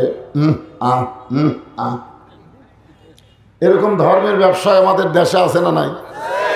ওরা জানে যে কোরআন যদি চালু হয় আমাদের ব্যবসা শেষ। এই মাজার পূজারী, মাজার পন্থী সর্বপ্রথম আল্লামা সাইদি হুজুরের বিরুদ্ধে কেস করেছে। জোরে কোন কথা ঠিক কিনা? কারণ যিনি কোরআনের 50 বছর হক তাফসির করছে, তার বিরুদ্ধে সর্বোত্তম কেস করছে নজমুল বশর, একটা ভণ্ড। কারণ জানে কোরআন যদি চালু হয় আমাদের তো ব্যবসা শেষ। আর 3 নম্বর শত্রু হলো পুঁজিপতি, যারা ব্যাংকের টাকা লুট করে বিদেশে পাচার করে। আমার কথা কি বুঝতেছেন না? অজগবি দেশকে বলে দুর্ভিক্ষ হবে। আমাদের বাংলাদেশের আকাশ দিয়ে পাখি উড়ে যাওয়ার সময় পায়খানা করলে মাটির পড়ার কিছুদিন পরে গাছ হয়, সেই দেশ কোনোদিন দুর্ভিক্ষ হবে না। জোরে কোন কথা ঠিক কি? মানে সব পাচার করতেছে এই পুঁজিপতিরা। কারণ ওরা জানে কোরআন যদি চালু হয় তাহলে সমস্ত ধনীদেরকে যাওয়া লাগবে গরিবের দরজায়। একটা গরিবও কারো ধনীর কাছে যাওয়া লাগবে না এই কোরআন যখন চালু হবে। সুবহানাল্লাহ। ধনীরা টাকার ব্যাগ নিয়ে এসে বলবে, ভাই আমার 100 টাকার মধ্যে তোর 2.5 টাকা হক রে, তুই যতক্ষণ টাকা না নিবি আমার টাকা হারাম। 1 কোটি টাকার মধ্যে 2.5 লাখ টাকা নিতে হবে, না নিলে আমার সব টাকা হারাম হবে। তখন গরিবেরা বলবে, মাফ করো। ইয়াকা নাবুদু ওয়া ইয়াকা নাস্তাইন, আমরা যার গোলামি করি তার কাছে সাহায্য চাই, অন্য কারো কাছ থেকে টাকা নেওয়ার দরকার আমাদের নাই। সুবহানাল্লাহ। তখন এই পুঁজিপতিরা 7 দিন ব্যাগ নিয়ে ঘুরবে, একটা গরিবও দরজা খুলবে না। তো ওরা তো চাচ্ছে না যে বাংলাদেশ কোরআন চলুক, তাহলে আমাদের অবস্থা খারাপ হবে। বিল্ডিং ছাড়া গরিবের দরজা ঘোরা লাগবে। এই জন্য এরা হলো 3 নম্বর শত্রু। ধরে কোন কয় নম্বর? হ্যাঁ। আপনারা যারা আসতেছেন, আসার পরে যতক্ষণ বসার জায়গা পাবেন আপনারা আল্লাহর হস্তে বসবেন। হ্যাঁ, অনেক জায়গা আছে, আপনারা জানেন। শোনেন, গোটা পৃথিবীর ভিতরে মানচিত্র পড়েন, আপনারা ভূগোল পড়েন, গোটা পৃথিবীর ভিতরে আয়তন অনুযায়ী সবচাইতে ঘন বসতি দেশের নাম কি? বাংলাদেশ। এত ঘন কোনো দেশ নেই। এরপরেও 12 লক্ষ রোহিঙ্গা মুসলমানকে জায়গা দিয়েছে কোন দেশ? বাংলাদেশ। এখান থেকে কি প্রমাণ হলো যে জায়গা দেওয়ার অভ্যাস আমাদের আছে? তো রোহিঙ্গা মুসলমানকে যদি জায়গা দিবার পারি, যারা আসতেছে এরা কি রোহিঙ্গা? এরা আমাদেরই ভাই। এই জন্য ওদের জায়গা দেওয়ার জন্য আল্লাহর হস্তে, আমি আর বলতে পারবো না কারণ এখন আলোচনা শুরু হবে, জমে জমে বসবেন। ওয়াল আসরি ইন্নাল ইনসানা লাফি খুসর। আল্লাহ তাআলা সময়ের কসম করলেন। আসর মানে সময়। আসর মানে কি? কারণ বর্তমানে বাংলাদেশে যে সময় চলতেছে খুব ভালো। মিশে মায়ায় বন্দি থাইকা করলাম কত খেলা, পশ্চিমে তাকিয়া দেখো তোমার সময়ের ডুইবা গেছে বেলা। খুব খেয়াল করবেন, সময় এমন একটা সময় আমরা বর্তমানে বাংলাদেশে বসবাস করতেছি, এমন একটা সময় খুব খেয়াল করবেন। সময়ের দাম আছে না নাই? পুরা গেলে বুঝবেন। আমি যখন শেরপুরে ওয়াজ করছি এক সময়, সে কি ওয়াজ, সকালে করছি, দুপুরে করছি, সন্ধ্যায় করছি, রাতে করছি। আর এখন এক পলকের নাই ভরসা, মিশে সকল আশা, কখন বুঝি দারুণ ঝড়ে ভাঙবে তোমার বাসা। সময় থাকতেই কিন্তু দাম দেওয়া লাগবে, সময় ফুরা গেলে যতই কান্দাকাটি করি কোনো লাভ আছে? এই জন্য আল্লাহ সময়ের কসম করলেন। কারণ বর্তমানে এমন একটা সময় বাংলাদেশে চলতেছে, যে সময় দোয়া দরুদ পড়ে পানির ফোঁক দিয়ে বাচ্চা ভালো হয় না। এক মা আমারে কয়েছে, হুজুর খালি কান্দে, একটু পানি পড়া দেন। পানি পড়া দিলাম, কান্না বন্ধ হয় না। কিছুদিন পরে এসে বলতেছে, হুজুর তেল পড়া দেন। আমি তেল পড়া দিলাম, কান্না বন্ধ হয় না। একদিন ওই বাচ্চার মা বলতেছে, আপনাকে দোয়ার মধ্যে বরকত নেই। এক আধ মাস পরে বললাম, খবর কি? কয় ছেলে আর কান্দে না। বলে কান্দে না কোন দোয়ায়? কয় আর বাপ একটা মোবাইল কিনে দিছে। যখনই কান্দে তখনই গেম খেলা বার করে দেয়, ওই আর কান্দে না। যে সময় দোয়া দরুদ দিয়ে বাচ্চার কান্না বন্ধ হয় না, মোবাইলের খেলা দেখে কান্না বন্ধ হয়, এই সময়টা ভালো? কতক্ষণ সময় ভালো না খারাপ? যেই সময় মুসলমানের বাসায় বাসায় খ্রিস্টানদের পতাকা উড়ায়, আর্জেন্টিনা ব্রাজিলের পতাকা উড়ায়, এই সময় ভালো না খারাপ? আল্লাহ রাসূল বলেছেন, মান তাশাব্বা বিকওমিন ফাহুয়া মিনহুম। যেই জাতকে যে মহব্বত করবে, ওই জাতের সঙ্গেই তার কিয়ামত হবে, হাসর হবে। আমাদের ছেলেরা মুসলমানের বাচ্চা হইয়া মেসির জার্সি গাওয়াত দেয়, নেইমারের জার্সি গাওয়াত দেয়, এই সময় কি খুব ভালো? সেই সময়কে নিয়ে আল্লাহ কসম করলেন, ইন্না মানে নিশ্চয়, ইনসান মানে মানুষ, লাফি মানে ভিতরে, খুসরুর মানে ক্ষতি, একত্রে অর্থ হবে নিশ্চয় মানুষ ক্ষতির ভিতরে। আদর করে মানুষ আল্লাহ বানায়া, কেমনি দিবে ক্ষতির মধ্যে ফেলিয়া। কেরে ছেলেরা, এই সাদা কালা গান গাওয়ার পারো, কাঁচা বাদামের গান মুখত চলে, আর এইটা একটা ভালো। সবাই একটু বলেন, আদর করে মানুষ আল্লাহ বানায়া, কেমনি দিবেন ক্ষতির মধ্যে ফেলিয়া। চা না, চা গরম পানি নিয়ে আসেন। চা খাই না, আমার ওয়াজের জীবনে টেজে চা খাই না। এখন তো বেশিরভাগ ওয়াজ করে দিনাজপুর পঞ্চগড়, কয়েকদিনের কাছে শীত পড়ছে ভাই। একে তো শীত, তারপর টপ টপ করে আবার। হ্যাঁ, যাই হোক, এটা থাকে না, 8 ঘন্টা বা 15 মিনিট পরে গলা ছেড়ে দিবে, অসুবিধা নেই। কিন্তু আমি চা তো খাই না, এরা চা নিয়ে ব্যস্ত হয়ে গেছে। আমি চা খাই, তবে গরম পানি খালে কোনো সমস্যা হয়। আমি নিয়ত করছি সেই দিনে চা খাবো যেদিন আমার সামনে বসা শ্রোতারা 1 কাপ করে পাবে। আমার এই 36 বছর ওয়াজ চলতেছে, 36 বছর, এই 23 সাল পরে ওয়াজের বয়স হয়েছে 36। কয় বছর? এই 36 বছর বয়স পর্যন্ত তেজে আমি কোনোদিন 1 কাপ চা খাইনি। খাওয়া লাগবে? এখন তো রিটার বয়স। হ্যাঁ, তো একটু গরম গরম পানি। আমার সাহাবেরা কি করে, এরা তো সব জানে। একটু মনোযোগ দিয়ে শুনবেন। যে আল্লাহ আদর করে মানুষকে তৈরি করলেন, সেই মানুষ ক্ষতির মধ্যে পড়ুক, এটাকে আমার আল্লাহ চায়। ধরে কারণ চাই নাকি? আল্লাহ ইবলিসকে ডাক দে, বলে, ইবলিস, আমার মানুষ আদমকে তুই সেজদা করলি না কেন? ইবলিস বলতেছে, আল্লাহ, যেই কপাল আপনাকে 6 লক্ষ বছর সেজদা দিছে, সেই কপাল আপনি ছাড়া অন্য কাউকে সেজদা দিবে না। আল্লাহ কয়, হায়রে তোর ইমান রে। ইবলিস বলতেছে, আপনি ভুল করবার পারেন, আমি ভুল করব না। আল্লাহ কয়, আমি কি ভুল করলাম? আপনি আপনাকে বাদ দিয়ে আদমকে সেজদা দিবার কলকে, ওয়াসজুদু লি আদম, ওয়াসজুদু লি আদম, আদমকে সেজদা করো। তো ফেরেশতারা বোঝে না, ওরা সেজদা করছে, কিন্তু আমি বুঝি, আপনি ছাড়া আমি অন্য কাউকে সেজদা করব না। আল্লাহ বলতেছেন, তোর মুখের সাথে মনের মিল নাই। ইল্লা ইবলিসা আবা ওয়াস্তাকবার। ইবলিস কি ঈমানের কারণে আদমকে সেজদা দেয়নি না অহংকারের কারণে? অন্তরের খবর জানে কে? আল্লাহ বলতে তোর মুখে যে ঈমানের গল্প রে আমাকে ছাড়া কাউকে সেজদা দিবি না, কিন্তু তোর অন্তর তো ভালো না।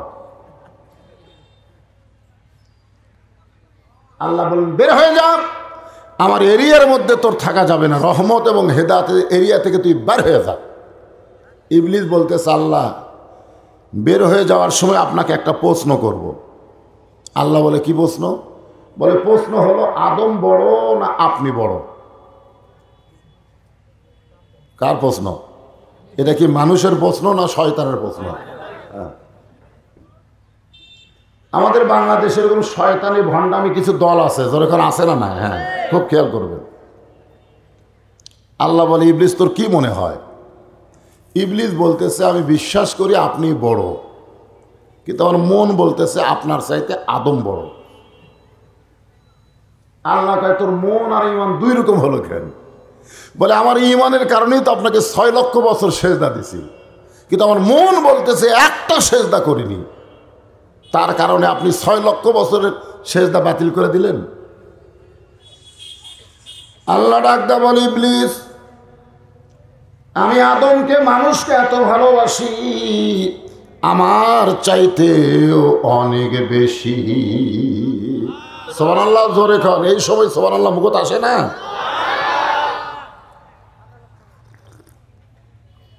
গরম পানি দেন তো, সার চাই তো গরম।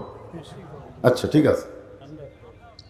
আমি আদমকে এত ভালোবাসি আমি আল্লাহর চাইতেও অনেক বেশি, যার কারণে তোর একটা সেজদা না দেওয়াতে আমি 6 লক্ষ বছরের সেজদা বাতিল করে দিয়েছি। আমাকে 6 লক্ষ বছর সেজদা দেওয়া তুই যতটুকু উপকার পেয়েছিস, এক সেজদা আদমকে না দেওয়ার কারণে তার চাইতে বেশি লানত পেয়েছিস। এখন আপনারা বলেন আল্লাহ মানুষকে কম ভালোবাসে না বেশি বাসে? সেই মানুষকে আল্লাহ ক্ষতির কথা বলতেছেন। ছেলে দোকান করছে, বাবা বলতেছে তোর লাভ হবে, ছেলে খালি মুচকি মুচকি হাসে। বাবাকে হাসিস কেন? বলে বাবা দোকান তো মানুষ লাভের জন্য করে। বাপ বলতেছে বর্তমানে বাংলাদেশে যে পরিবেশ চলতেছে এই পরিবেশে তোর তো লাভ হবি না, তোর দোকানই শেষ হবি। ছেলে বলে কেন? বাকি খায় খায় তোর দোকান শেষ। আচ্ছা কেবলই দোকান করছে, বাপ কি লাভের চিন্তা করতেছে না ক্ষতির চিন্তা করতেছে? সুবহানাল্লাহ। মানে দোকানদার রাস্তাত বসে কাঁদতেছে। মুসা নবী বলে দোকানদারি বাদ দে, রাস্তাত বসে কান্দিস কেন? দোকানদার বলতেছে আল্লাহর নবী ফেরাউনের বাবুরচি আমার দোকানে সব বাকি খাচ্ছে, টাকা চালি দোকান তুলে দিবার স্যার। আমি যখন বলি টাকা দাও তখন বলে আমার দল ক্ষমতা আছে। তুই আমার চিনিস? এই বাংলাদেশে তারাই হলো 1 নম্বর মুনাফিক, যারা বলে আমার দল ক্ষমতায় আছে। কোনো দল ক্ষমতায় নাই, ক্ষমতায় আমার আল্লাহ আছে। জোরে জোরে কথা ঠিক। তো এখন টাকা চালিয়ে দোকান তুলে দেওয়ার চাই, ওর দল বলে ক্ষমতা আছে। মুসা বলতেছে আমার আল্লাহ আছে ক্ষমতা। তো বাবুরচি কোথায় ও যে যাচ্ছে সামনে যা বলতেছে টাকা দে, এই টাকা দে। তুমি কে? আমি মুসা। তুই কে? আমি ফেরাউনের লোক। আমার দল এখন ক্ষমতায় আছে। মারছে চর, এক চরই মরছে। আর ইন্নালিল্লাহ সবগুলো বলা যাবে না, এটা ইন্নালিল্লাহ। শয়তান মরলে আমাদের বাংলাদেশে দেখবেন কতক নেতা যখন মরে ফেসবুকে আলহামদুলিল্লাহ একটা ঝড় পড়ে। ধরে কথা ঠিক কিরে? মানুষ মরলে ইন্নালিল্লাহ আর আলহামদুলিল্লাহ কয় কেন? কয় শালা মরে ভালো আছে। ফেরাউনের বাবুরচি মরছে, কি বলবেন? খুশি না বেজার? কথা কন। এক চড়ে শেষ। বাবা তার সন্তানকে এত ভালোবাসে যে ভালোবাসার কারণে বলতেছে তোর দোকানে কি লাভ হবে। আল্লাহ তার বান্দাকে এত ভালোবাসে, এই ভালোবাসার কারণে ক্ষতির কথা বলতেছে। এই ক্ষতি থেকে আমাদেরকে বাঁচানোর জন্য আল্লাহ বললেন, ইল্লাল্লাযীনা আমানু ওয়া আমিলুস সালিহাতি ওয়া তাওয়াসাউ বিল হক ওয়া তাওয়াসাউ বিস সবর। এখানে 4টা বিষয় আলোচনা হবে। জোরে কোন কয়টা? আমার হাতে ঘড়ি আছে, একেবারে আসরের নামাজের আগেই এই 4টা বিষয় নিয়ে আপনাদের সামনে আলোচনা হবে ইনশাআল্লাহ। হ্যাঁ, 1 নম্বর হচ্ছে ঈমান। এই ঈমানদারেরা শোনেন, 1 নম্বর কি? ঈমান যদি ঠিক না থাকে আপনি যত আমল করেন কাম হবে না। আসরের নামাজ পড়ে জমির ধান দেখতে পেয়ে গেছে, যা দেখে উপর জমির পানি চলমল করতেছে, নিচে আর জমির পানি নাই। ওই কিন্তু এখনই আসরের নামাজ পড়ছে, ওপর জমির পানি আছে, নিচে জমির পানি নাই, চারিদিকে তাকাচ্ছে, আশেপাশে কেউ নেই, আস্তে করে বসে জমির আল কেটে দিচ্ছে, ধুয়ে আবার দাঁড়ায় চারিদিকে তাকায় বলে আলহামদুলিল্লাহ, কেউ দেখেনি। আপনারা বলেন তোর নামাজ আছে কিন্তু কি নাই? জোরে কোন কি নাই? আজকে আমাদের বাংলাদেশের অধিকাংশ মুসলমানের নামাজ আছে কিন্তু ঈমান নাই। কারণ আমরা কথা বলার আগে, কোনো কিছু করার আগে চারিদিকে তাকাই। আচ্ছা ঠিক আছে, আপনারা রাখেন, চারিদিকে তাকায়। চারিদিকে তাকান বুঝেন? আসলে চারিদিকে তাকাবেন না ওপর দিকে তাকাবেন? সকালে এসে গল্প করতেছে, দরজা জানলা বন্ধ করে মারছি রে, কেউ দেখেনি। তুই কয়টা মারছিস? কবে 100টা। তুই কয়টা? 200টা। কেউ দেখেনি। না না রে পাগল, দেখার টাইম আছে। আপনার বলেন তো, 2 কান্দের ফেরেশতা তখন কি বলবে? বলবে আল্লাহ, এরা যে বলতেছে কেউ দেখেনি, তা আমরা কি ঘুম পাচ্ছি নাকি?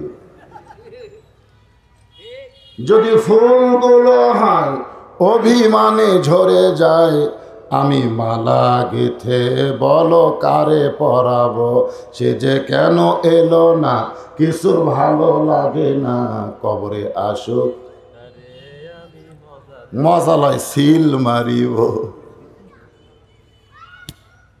মারবে।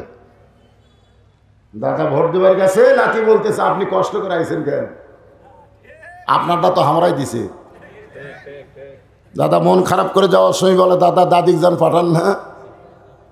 বলে কেন? করে দাদিরটাও দেওয়া আছে। আরে পাগল, তোর দাদি তো 3 বছর আগে মরছে। বর্তমান পরিবেশে মরা মানুষেরও ভোট চলতেছে, অসুবিধা নাই। 1 নম্বর হলো ঈমান। জোরে কর 1 নম্বর কি? সাহাবারা জিজ্ঞাসা করলেন, ইয়া রাসূলুল্লাহ, ঈমান সম্পর্কে আমাদেরকে বলেন। আল্লাহর নবী বললেন, ইকরার বিল লিসান। ইকরার বিল লিসান, জবানে বলতে হবে লা ইলাহা ইল্লাল্লাহ, লা ইলাহা, জোরে জোরে লা ইলাহা ইল্লাল্লাহ। একটা ঝাঁকি দিবেন, ঝাঁকি বোঝেন না? ঝাঁকি ছুটে মানুষ বাঁশ বয়ে সামিয়ানের উপর যায়, আর আপনাকে একটা ঝাঁকি নাই একেবারে। আমার না হয় গলা খ্যাসখ্যাস করতেছে, আপনাকে গলা তো ভালো আছে। লা ইলাহা ইল্লাল্লাহ,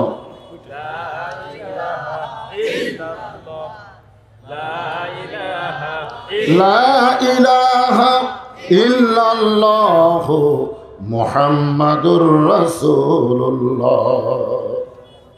আমার এলাকার এক হিন্দু আমাকে বলছে, হুজুর আপনাদের কলমার দাম আছে।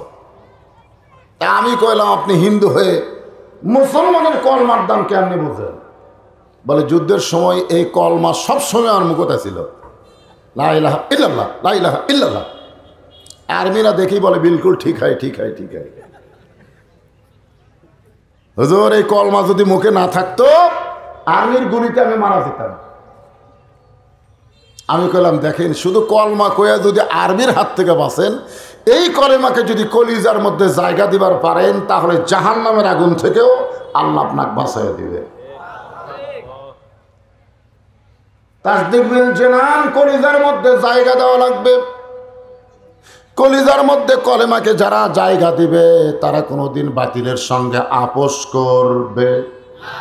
কলিজার মধ্যে ঈমানকে জায়গা দিলে জীবনের চাইতে তার ঈমানের গুরুত্ব বেশি হবে। বর্তমানে বাংলাদেশে আমাদের কাছে জীবনের দাম বেশি না ঈমানের দাম বেশি? কথা কয় না, ঈমানের দাম বেশি। এদের ভাই মুখ বন্ধ করা সেটাই ভালো, মানে কিছুই বলতেছে না।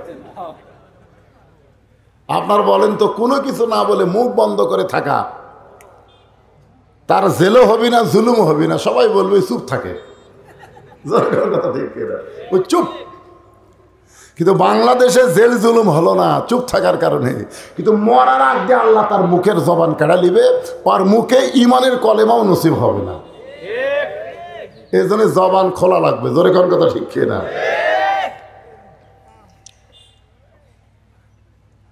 যারা কলিজার মধ্যে ইমানের জায়গা দিয়েছে তাদের কেমন একটা দৃষ্টান্ত শোনেন। উকিল এসে বলতেছে আপনার ফাঁসির রায় কার্যকর হবে। কে বলতেছে? আপনার ফাঁসির রায় কিন্তু কার্যকর হবে, তবে আপনার বাঁচার একটা বুদ্ধি আছে, রাষ্ট্রপতির কাছে একটা দরখাস্ত লেখেন, রাষ্ট্রপতি দয়া করে যদি প্রাণ ভিক্ষা দেয় তাহলে আপনার আর কোনো টেনশন নেই। তখন ইমানদার মুচকি মুচকি হাসতেছে। উকিল বলে হাসেন খেন, বলে তোমার কথা শুনে আমার হাসি লাগতেছে। আমি আমার জীবনে 3টা রাষ্ট্রপতিকে ক্ষমতা থাকা অবস্থায় মরা দেখছি। তুমি যে রাষ্ট্রপতির কাছে আমাকে দরখাস্ত লিখবার বলতেছো, এরকম 3 জন রাষ্ট্রপতি ক্ষমতা থাকা অবস্থায় মরিছে। একটা হলো বঙ্গবন্ধু শেখ মুজিবুর রহমান, একটা জিয়াউর রহমান, একটা হলো জিল্লুর রহমান। তো যারা ক্ষমতার থাকায় মরে তাদের কাছে কোনো ইমানদার প্রাণ ভিক্ষা চায় না, দরকার হলে ফাঁসির মঞ্চে যাবে কিন্তু বাতিলের সঙ্গে আপোষ করবে। এটা হলো কলিজার মধ্যে যখন ইমান সেট হবে। আর আমাকে মুখে মুখে যার কি ইমান আছে তার কি ইমানের কোনো গ্যারেন্টি নাই, যে কোনো সময় তারা বেঈমান হওয়ার সম্ভাবনা আছে। মুখে মুখে যাদের ইমান, তারা পুলিশ ধরার চিন্তা করে, র্যাব ধরার চিন্তা করে, কিন্তু আজরাইল ধরার চিন্তা করে না। কলিজার মধ্যে যাদের ইমান, তারা পুলিশ ধরা, র্যাব ধরার চিন্তা করবে না, তারা প্রতি কদমে কদমে আজরাইল ধরার টেনশনে থাকবে। ধরে কোন কথা ঠিক না? আল্লাহ রাসূল বললেন আমল বিল আরকান, ইমানের শেষ পর্যায়ে হলো যেটা জবানে বলবে, কলিজায় জায়গা দিবে, সেই ইমান অনুযায়ী আমল করবে। ইমান অনুযায়ী আমল করতে গেলে আল্লাহ সূরা আসরের মধ্যে বলতেছেন ওয়াআমিলুস সলিহাত। খালি ইচ্ছা মতো আমল করলে হবে না, কোন আমল করা লাগবে, কোন আমল? এখানে ইমানের পরে 2 নম্বর বিষয় কি? কারণ ঘড়ি দেখে আমার ওয়াজ করা লাগতেছে, বুঝলেন না? আসর সামনে আসতেছে, ইমানের চ্যাপ্টার শেষ, এখনো আমিলুস সলিহা, নেক আমল। ধরে কারণ কি আমল? কথা কয় না, নেক আমল। আপনারা সত্যি করে বলবেন, অন্তর থেকে বলবেন, বিশ্বাস করে বলবেন, সত্যি অন্তর বিশ্বাস। আপনারা বলেন তো ইমান গ্রহণ করার পরে 1 নম্বর নেক আমলের নাম কি? কি বলেন?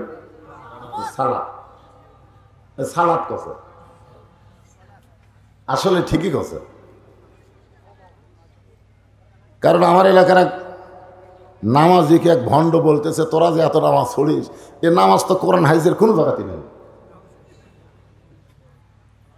ওই দৌড়াইছে আমার কাছে, হুজুর আমরা যে নামাজ পড়ি বলে কোরআন হাদিসের কোনো জায়গাতে নেই। আসলেই নাই ভাই, ওটা কোরআন হাদিস খুঁজলে নামাজ পাবা না।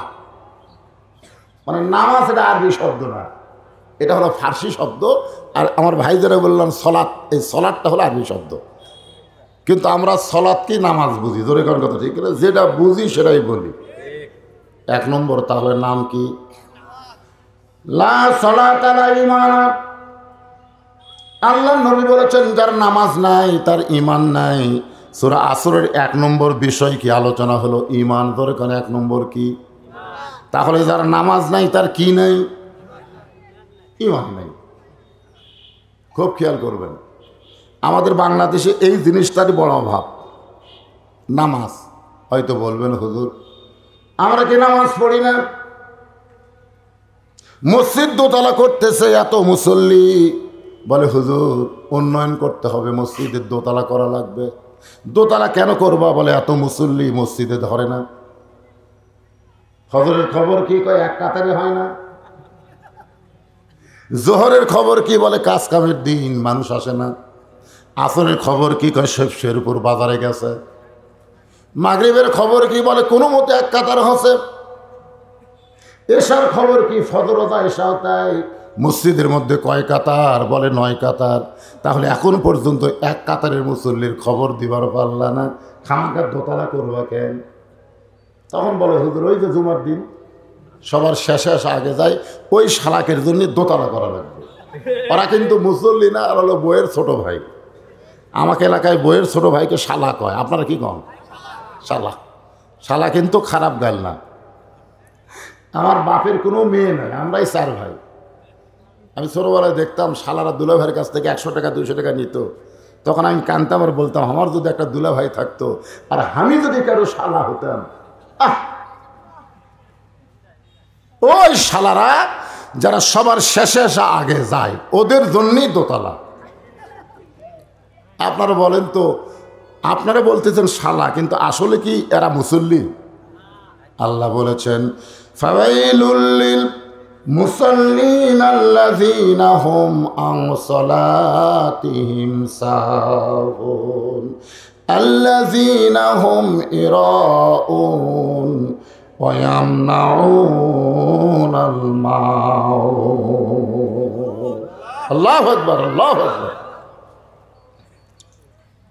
এখন একজন আমাকে বলতেছে, হুজুর নেক আমলের মধ্যে 1 নম্বর আমল যদি নামাজ হয়, আমিও তো নামাজ পড়ি। বলে কোন নামাজ? বলে জুমার নামাজ। শোনেন, যারা জুমার নামাজ পড়েন, এখানে যারা আছেন 5 ওয়াক্ত পড়েন না, খালি জুম্মা পড়েন, তাদের জন্য বলতেছি। হাসরের ময়দানে আল্লাহ খুশি হয়ে বলল, যারা জুমার নামাজ পড়েছো 5 ওয়াক্ত পড়ো নাই, আমি আল্লাহ দয়া করে তাদেরকে জান্নাত দিয়ে দিলাম। আমি আল্লাহ দয়া করে তাদের জান্নাত দিয়ে দিলাম। তারা তো জান্নাত পাবে না, কিন্তু আল্লাহ দয়া করে দিয়ে দিল। এই জুমার নামাজের পার্টি জান্নাতের কথা শুনে মারবে দৌড়, যায় দেখবে জান্নাতের দরজাতে একটা তালা, ইয়া বড় একটা তালা লাগান। তখন বলবে, আল্লাহ আপনি জান্নাত দিলেন, তো তালা কেন? আল্লাহ বলে, চাবি তোদের কাছে আছে, খোঁজ কর। তখন খুঁজে খুঁজে দেখবে একটা চাবি আছে। ওই চাবি তালার মধ্যে ঢুকছে ঠিকই, কিন্তু খোলে না, মানে ঢুকিছে কিন্তু ঘোরে না। তো বলে, আল্লাহ চাবি তো ঢুকলো কিন্তু ঘোরে না। বলে, এটা হলো নামাজের চাবি, কিন্তু এখন দাগ থাকা লাগবে 5টা। কয়টা দাগ? কারণ তালার মধ্যে 5টা দাগ আছে, দাগে দাগে মিল পড়া লাগবে। প্রথম দাগ হচ্ছে ফজর, দ্বিতীয় দাগ হচ্ছে জোহর, তৃতীয় দাগ হলো আসর, চতুর্থ দাগ হলো মাগরিব, পঞ্চম দাগ হলো এশা। দেখতে দাগ আছে, কেন আমাকে তালার মধ্যে কোনো দাগ নাই। আল্লাহ তখন বলবে, জান্নাত দেখলে ঠিকই ঢুকতে পারলা না। এই জুমার নামাজ যারা পড়ে 5 ওয়াক্ত পড়ে না, তারা জান্নাত দেখবার পারবে, কিন্তু ঢুকবার পারবি না। এখন জুমার নামাজ কারা কারা পড়বেন, 5 ওয়াক্ত পড়বেন না, সিদ্ধান্ত নেন।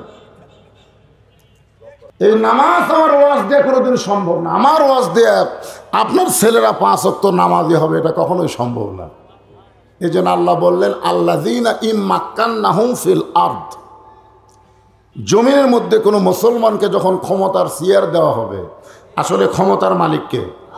ভাইরে, এরা ঈমানের দাবিতে বলেন, ক্ষমতার মালিক কে? কিন্তু কাউকে যখন চেয়ার দেওয়া হবে, তার 1 নম্বর দায়িত্ব হলো পদ্মা সেতু নির্মাণ করা, নাকি? 1 নম্বর দায়িত্ব কি? বাল্য বিয়া বন্ধ করা, মাদক মুক্ত সমাজ গড়া। 1 নম্বর দায়িত্ব, এগুলো একটাও না। 1 নম্বর দায়িত্ব হলো আকামুস সালাত, নামাজ কায়েম করা। এখন নেক আমলের মধ্যে 1 নম্বর নামাজ কেন বলা হলো? ইন্নাস সালাতা তানহা আনিল ফাহশাই ওয়াল মুনকার। একমাত্র নামাজই পারে মানুষকে যাবতীয় খারাপি থেকে বাঁচায়া দিতে। সুবহানাল্লাহ কর না কেন? কি হলো, কি হলো বাবা? আমি বলিনি, আপনি হয়তো তখন ছিলেন না। আমি যেভাবে বলছি যে রোহিঙ্গা মুসলমান জায়গা দিছে, এরা তো রোহিঙ্গা না, আমাকে ভাই, এদের জায়গা দেওয়ার জন্য একটু জমি বসেন তো ভাই, একটু জমি বসেন। ও আমিরও সলেহের উপর আলোচনা চলতেছে, তারপরে ওয়াতাওয়াসাবিল হক ওয়াতাওয়াসাবিস সবর, এই 4টা বিষয় আলোচনা হবে। একটু জমে জমে বসেন, বসেন সবাই, জমে বসেন, জমে বসেন আর জিকির করেন লা ইলাহা।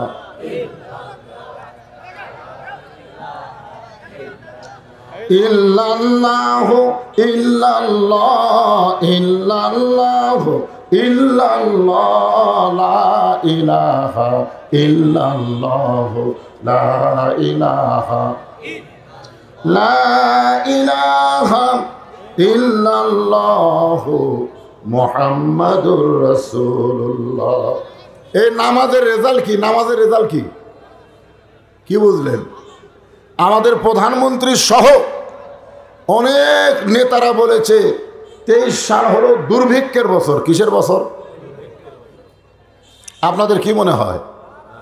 আল্লাহ কোরআনে বললেন ফালিয়াবুদু রাব্ব হাযাল বাইত আল্লাযী আত'আমাহুম মিন জু'ইন ওয়া আমানাহুম মিন খাউফ। এই ঘরের মালিকের যদি তোমরা গোলামি করো, এই ঘরের মালিক মানে কোন ঘর? আল্লাহর ঘরের যদি গোলামি করো, আল্লাহর ঘরের গোলামি মানে নামাজ যদি আদায় করো, তাহলে তোমাদের সঙ্গে সঙ্গে 2টা পুরস্কার দেওয়া হবে। কয়টা? 1 নম্বর পুরস্কার হলো যাবতীয় রেজেকের পেরেশানি থেকে আল্লাহ তোমাকে মুক্ত করে দিবে। রেজেক বোঝেন তো আপনারা? এখানে খালি খাদ্যর কথা বলা হয়নি, যতগুলো লাগবে সমস্ত রেজেকের পেরেশানি থেকে আল্লাহ তোমাকে মুক্ত করে দিবে। প্রধানমন্ত্রী রাজ্জাক না, রাজ্জাক হলো আমার আল্লাহ। ধরে কোন কথা ঠিক কিনা? কি বুঝতেছেন? অথবা সাবিল হক, আজিদুল হক, মামুনুল হক, এই দুনিয়াতে যারা হক পথে ছিল, হক কথা বলেছে, তাদেরকে ধরে ধরে জেলখানার মধ্যে কোরআনের কয় নম্বর সূরা, কয় নম্বর পারা, কয় নম্বর রুকু, কয় নম্বর লাইনের পরে এই আয়াতগুলো ধরে ধরে যে আমির হামজা ওয়াজ করেছে, তাকে তন্ন তন্ন করে খুঁজে দেখেন, চোর না, ডাকাত না, বদমাইশ না, মদখোর না, জিনাখোর না, এরপরও জেলের মধ্যে বন্দি করে রাখছে একটাই মাত্র কারণ হলো হক কথা বলার জন্যে। কথা সবেল হক, হকের প্রতি মানুষকে আহ্বান করতে হবে। হকটা কি শোনেন? এই যে আপনারা কোরআন শরীফের ওয়াজ শুনতেছেন, এই যে ওয়াজ শুনতেছেন, এই কোরআনের হক কি? খালি কোরআন শোনা না কোরআন মোতাবেক চলা? ধরে কোনটা? কোরআন মোতাবেক আমাদের চলতে হবে।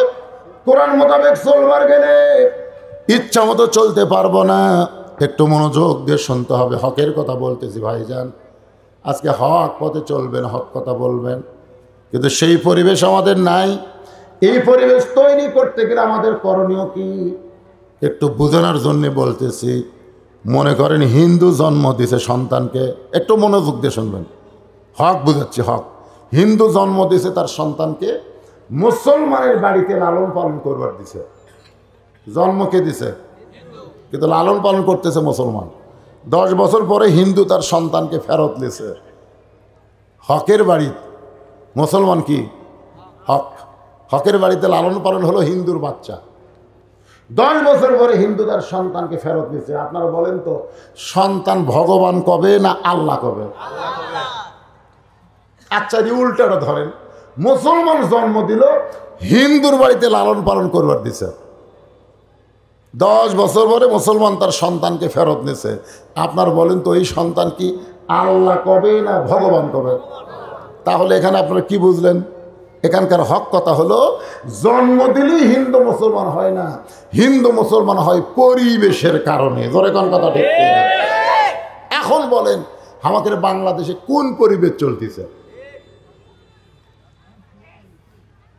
হে মুসলমানের, আল্লাহ বলেছে লা তামুতুন্না, মৃত্যুবরণ করো না, ইল্লা ওয়া আনতুম মুসলিমুন, যতক্ষণ তোমরা মুসলমান না হবে। মুসলমান হয়ে যদি মরবার চাই, এই পরিবেশের বিরুদ্ধে আন্দোলন করার দরকার আছে না নাই? দরকার আছে না নাই? দরকার হলে শোনেন, দরকার হলে সবচাইতে বড় হক কথা হলো আমাদের জীবন দিব কিন্তু ঈমান দিব। মুসলমানের কাছে সবচাইতে বড় হক কথা, সত্য কথা, ভালো কথা কি? জীবন বাঁচান ফরজ না ঈমান বাঁচান ফরজ? না, সবাই বলতেছেন না। আপনি যত চেষ্টা করেন, আপনি আপনার জীবন বাঁচাতে পারবেন? মাইকেল জ্যাকসনের নাম শুনছেন? উনি 150 বছর বাঁচার জন্য 11টা ডাক্তার সেট করছে। 11টা ডাক্তার মাসে 3.5 কোটি টাকা বেতন দেয়। 150 বছর বাঁচবে। প্রত্যেকটা ডাক্তার হলো বিশেষজ্ঞ ডাক্তার। অথচ এই লোকটা 49 বছর বয়সে মারা গেল। এখান থেকে কি বুঝলেন? আমি আপনি যতই চেষ্টা করি, হক কথা হলো আমার জীবন আমরা বাঁচাবার পারব, কিন্তু আমরা চেষ্টা করলে আমরা আমাদের ঈমান বাঁচাবার পারবো ইনশাআল্লাহ। তাহলে এখন আপনারা বলেন কোনটা চেষ্টা করবেন? যেটা পারবেন না, না যেটা পারবেন? বাংলাদেশে আমরা কোনটা চেষ্টা করতেছি? চিন্তা করে দেখেন। আমরা এ ভাই মাইক আলো ভাই, তোর দূরে পাও ধরি ভাই, সামনে আগে যেমন ছিল তেমন যেত, হঠাৎ এই চঞ্চল করতেছে। হ্যাঁ শোনেন, আমি কি একটা বার বলছি মাইক খারাপ? আমি কি কখনো বলছি? একটা বারও বলিনি। কারণ এইটা আমার ওয়াজের জীবনে রেকর্ড নাই যে আমি কোনোদিন মাইক গলার দোষ দিই। আজকে আমার গলা খারাপ রে পাগলা, তুই যতই ভরম দে কাম হবে। 26 তারিখে দেশ তোর মাইক যদি লাই। সোনাউল্লাহ কয়েকদিন আগে দুনিয়া থেকে বিদায় নিয়েছে। তার রুহের মাগফিরাতে 1100 টাকা দান করেছে আল্লাহ। সোনাউল্লাহর কবরকে জান্নাত বানায় দেন, জোরে বল আমিন। অথবা সাওয়াবিল হক, আমি হকের কথা বলতেছি, আপনার কি শুনতেছেন মনে হচ্ছে? তাহলে সত্যি করে বলেন, যতই চেষ্টা করি বাতিলের সঙ্গে আপোষ করে আমরা কি আমাদের জীবন বাঁচাবার পারবো? বর্তমানে আমরা কার সাথে আপোষ করছি? কথা কয় না। আমার বউ পর্যন্ত আমার কান গরম করে দেয়। আমি এই জন্য বলি না কোথায় ওয়াজ করে যাচ্ছে, আর বলি না। যদি আজকে বউকে বলতাম শেরপুর যাচ্ছি, আমার বউ কিন্তু আমার 2 পা চাপে ধরে বলতো দরকার নাই, দরকার নাই। আমি কি হবে? বলে পুলিশ ধরবে, র্যাব ধরবে। আমি বইয়ের কবরে চুমাতে বললাম পুলিশ ধরা র্যাব ধরা এটা হক কথা না। হক কথা হলো আমাকে আজরাইল ধরবে। জোরেকার কথা ঠিক কি? আপনার বন্ধু সত্য কি? পুলিশ ধরা, র্যাব ধরা না আজরাইল ধরা? আমরা বাংলাদেশে কোন ধরার চিন্তা করতেছি? ইমান থেকে বলবেন কোন ধরা? 2 মহিলা দোয়া আছে, অনেকগুলো টাকা করছে দান। আল্লাহ মায়েদের দানকে আল্লাহ আপনি কবুল করেন, সকলে বলে আমিন। অথবা সাওয়াবিল হক, হকের প্রতি মানুষকে বলতে হবে। এই জন্য কথাগুলো একটু মনোযোগ দিয়ে শুনবেন। আমাকে দেখি বলতে তো হুজুর অমুকের ফাঁসি হলো, অমুকের ফাঁসি হলো, অমুকেরও ফাঁসি হবে। আচ্ছা এই কথা যে বলতেছে অমুকের ফাঁসি হলো, অমুকের ফাঁসি হলো, অমুকের ফাঁসি হবে, ওই সময় হক কথা কি? ওই সময় হক কথা হলো অথবা সাওয়াবিল হক, হক কথা হলো ওর হাত ধরে আমি বললাম ভাইজান তোমারও মৃত্যু হবে। যেই বলছে তোমারও মৃত্যু চুপ করছে, চমকে উঠলে কেন? আরে পাগলা, ফাঁসির তারিখ আছে রে পাগলা, কিন্তু মরার কোনো তারিখ নাই। ধরে কোন কথা ঠিক কিনা? আপনারা বলেন তো ফাঁসির তারিখ নাই? তারিখ ছাড়া একটা ফাঁসি আছে? অমুক তারিখে ফাঁসি হবে। যেদিন ফাঁসির তারিখ হবে সেদিন থেকে ফাঁসির আশায় মনে গান কবি, গান কবি। কোরআন শরীফ পড়া নাও জানলে যে কটা সূরা মুখস্থ আছে সেটা বেশি বেশি আমল করবি। ধরে কর ঠিক কিনা? নামাজ পড়বি, কানবি, তওবা করবি, পারলে কোরআন শরীফ পড়বি।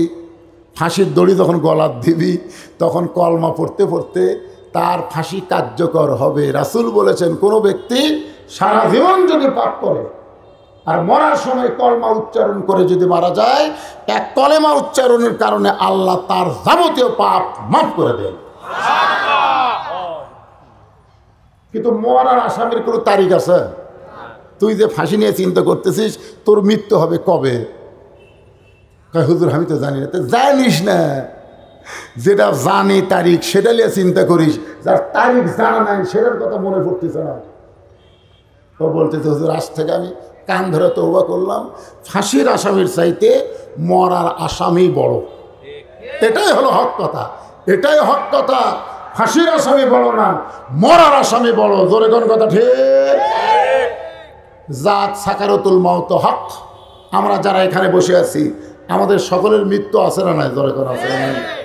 অথবা সাওয়াবিস সবর, হকের আলোচনা করার পরে ধৈর্য ধারণের কথা বলার কথা আল্লাহ কোরআনে বলেছেন। একটু মনোযোগ দিয়ে শুনবেন, বিরক্ত হচ্ছেন। সূরা আসর থেকে 4টা পয়েন্ট আলোচনা করলাম। এক নম্বর হলো ইমান। ধরে করে এক নম্বর কি? এ কথা কয় না। কি দেখে কি দেখে? ছোট্ট বাচ্চার হাতে সাদিয়া 1000 টাকা দান করছে, আল্লাহ কবুল করেন। আল্লাহুম্মা আমিন। ধরে করে আল্লাহুম্মা আমিন। 4 নম্বর বিষয় আসতেছে। কয় নম্বর? কারণ সূরা আসরের তাফসীর করবার যায় একটা বিষয় বাদ দিতে হবে। যদি 2-1 মিনিট দেরি হয় একটু শোনেন। কোনোদিনও বাচ্চা হয়নি মায়ের, কোনোদিনও হয়নি, এবার প্রথম বাচ্চা হবে। প্রসব বেদনা যখন শুরু হয়েছে, ওইকে আগে থেকে অভিজ্ঞতা আছে। এই প্রসব বেদনা শুরু হয় নাভির থেকে। এই নাভির থেকে বুকের দিকে ওঠে, মরে গেলাম, বিষ খাবো, গলা দড়ি দেব, এতই চিল্লাচিল্লি করতেছে। মানে বিষের ঠেলায় মরে যাবি, গলার দড়ি দিবি, বিষ খাবি। দাদি নানি দৌড়ে এসে দরজা বন্ধ করে দিয়ে বলে, এই পাগলি একটু করে কি বলিস? আর পারতেছিল দাদি, এত কষ্ট।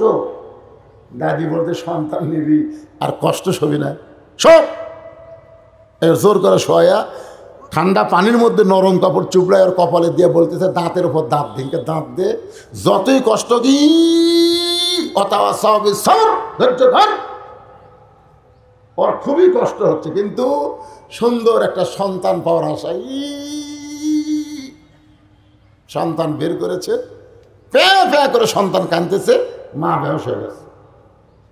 মানে এত কষ্ট, কষ্টের ঠেলায় মা বেহস। বাচ্চাকে গোসল করে এনে যখন মায়ের বুকে দেয়, মা কিন্তু আর বেহস নাই, বাচ্চার পরশে হুঁশ আল্লাহ ফিরিয়ে দিচ্ছে। বাচ্চাকে বুকের মধ্যে নিয়ে কপালে চুমা খায়, মুখে চুমা খায়। দাদি নানি বলে, লাঠি দিয়ে ফেলে দেওয়া হবে, যে তোকে এত কষ্ট দিয়া বের হলো তাকে চুমা খাস না, লাত্তি মার, তাকে লাত্তি মার, বের করে দে, তোর বুকের উপর রাখিস না। মা তখন বলে, দাদি ও দাদি, ও দাদি শোনেন দাদি, এক বুকত নেওয়ার সাথে সাথে আমার এইগুলো কষ্টের কথা মনেই নেই। আজকে যারা জেলে আছে, জুলুমে আছে, রিমান্ডে আছে, ফাঁসিতে গেছে, অনেক কষ্ট করেছে এই কোরআনের ওয়াসনা, কোরআনকে বাংলাদেশে গালিব করার জন্য। ধরে করার কথা ঠিক কি? কোরআনের সমাজ দেখার জন্য অনেক কষ্ট এখনো মানুষ করতেছে। ধরে কর ঠিক কিনা? প্রসব বেদনার চাইতেও বেশি কষ্ট। দাঁতের উপর দাঁত দিয়ে দেখেন, আমি ওয়াজ করে শেরপুর পার হচ্ছি, আমি বাড়িতে যাব। আমার বউ বলতেছে, এখন আপনি কোথায় আছেন? আমি বললাম, ধুলুট মোড়ে। কই বাড়ির যেন আসেন না। আমি বললাম, কই 11টা থেকে পুলিশ খুঁজতেছে, বাড়ির আশেপাশে পুলিশ ঘুরতেছে, আপনি যেন আসেন না। চিন্তা করছেন যে আমি এই রাত্রে কোথায় যাব? আমি এক রাস্তাত অচেনা রাস্তাত গাড়ি থুইয়া, আমার গাড়ির মধ্যে কম্বল আছে আর বালুসলি, আলুর বাগুরের মধ্যে ফজর পর্যন্ত ঘুম পায় না। এত কষ্ট শিকারের পরে একটাই মাত্র চাহিদা, একটাই মাত্র আশা, শুধু কোরআনের ওয়াজ নয়, কোরআনের 50 বছরের পাখিকে জেলখানার মধ্যে রাখছে। যেদিন এই বাংলাদেশ আর্জেন্টিনার পতাকা নয়, ব্রাজিলের পতাকা নয়, কলেমার পতাকা পথ পথ করে উঠবে। সন্তান বুকে পাইলে মা যেমন খুশি হয়, তার চাইতো মুসলমান বেশি খুশি হবে। ধরে কর কথা ঠিক। অথবা সবে সবর। আল্লাহ কোরআনে বললেন, ওয়ালা নাবলুওয়ান্নাকুম বিশাইয়্যিম মিনাল খাউফি ওয়াল জুই ওয়া নাকসিম মিনাল আমওয়ালি ওয়াল আনফুসি ওয়াস সামারাতি ওয়া বাশশিরিস সাবিরিন। আল্লাহ, আজকের কাফরিয়া বহুদিন পর এসে আলোচনা করলাম সূরা আসর।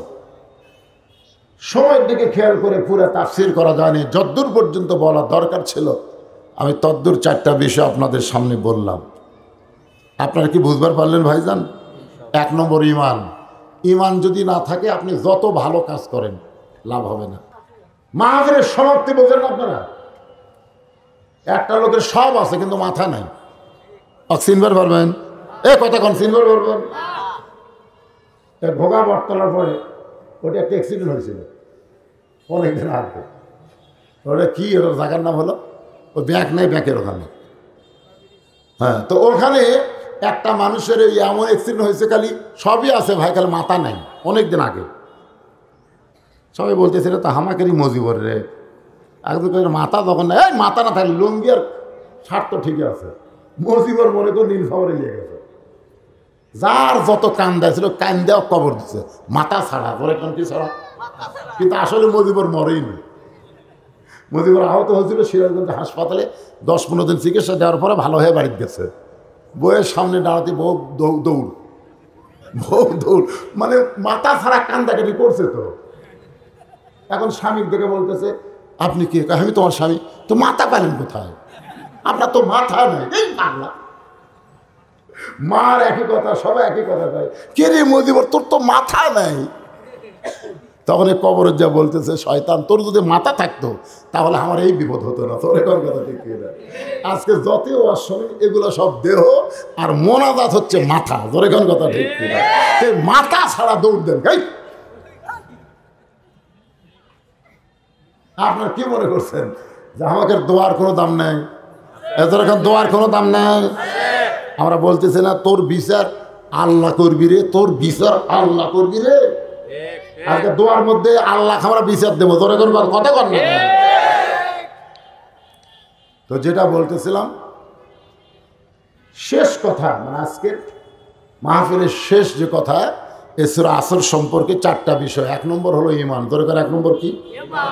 আল্লাহ রাসূল বলেছেন যে আমি মায়ের পেটে এতিম হছি। কোথায় এতিম হছি? মায়ের পেটে আমি এতিম। মায়ের পেটে থাকতে আমার বাবা মারা গেছে।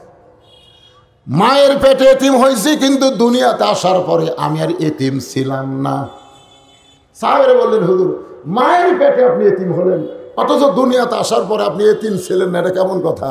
বলে, আমার চাচা আবু তালেব আমাকে যেইভাবে লালন পালন করছে, বাবার কোনো অভাব আমি বুঝতে পারিনি। এরপরে রাসূল সেই কান্না। সাহাবারা বললেন, হুজুর আপনি কেন কাঁদতেছেন? রাসূল বললেন, এত ভালো মানুষ আমার চাচা, এরপরও চাচা আমার জাহান্নামে যাবে। এরপরও চাচা জাহান্নামে যাবে, কারণ চাচার আমল ভালো ছিল, আমার আবু তালেব চাচার ঈমান ছিল না। ধরে কল কি ছিল না? তাহলে আজকে বাংলাদেশে আমরা যত আমলই করি ভাই, ঈমানটা আমাকে ঠিক থাকা লাগবে। আর ঈমান ঠিক তাইলে চারিদিকে না তাকায় খালি আল্লাহর খেয়ালে থাকা লাগবে। ধরে কোন কথা ঠিক কিনা? কুই হবি এ চিন্তা করা যাবে না। খুব খেয়াল করছেন?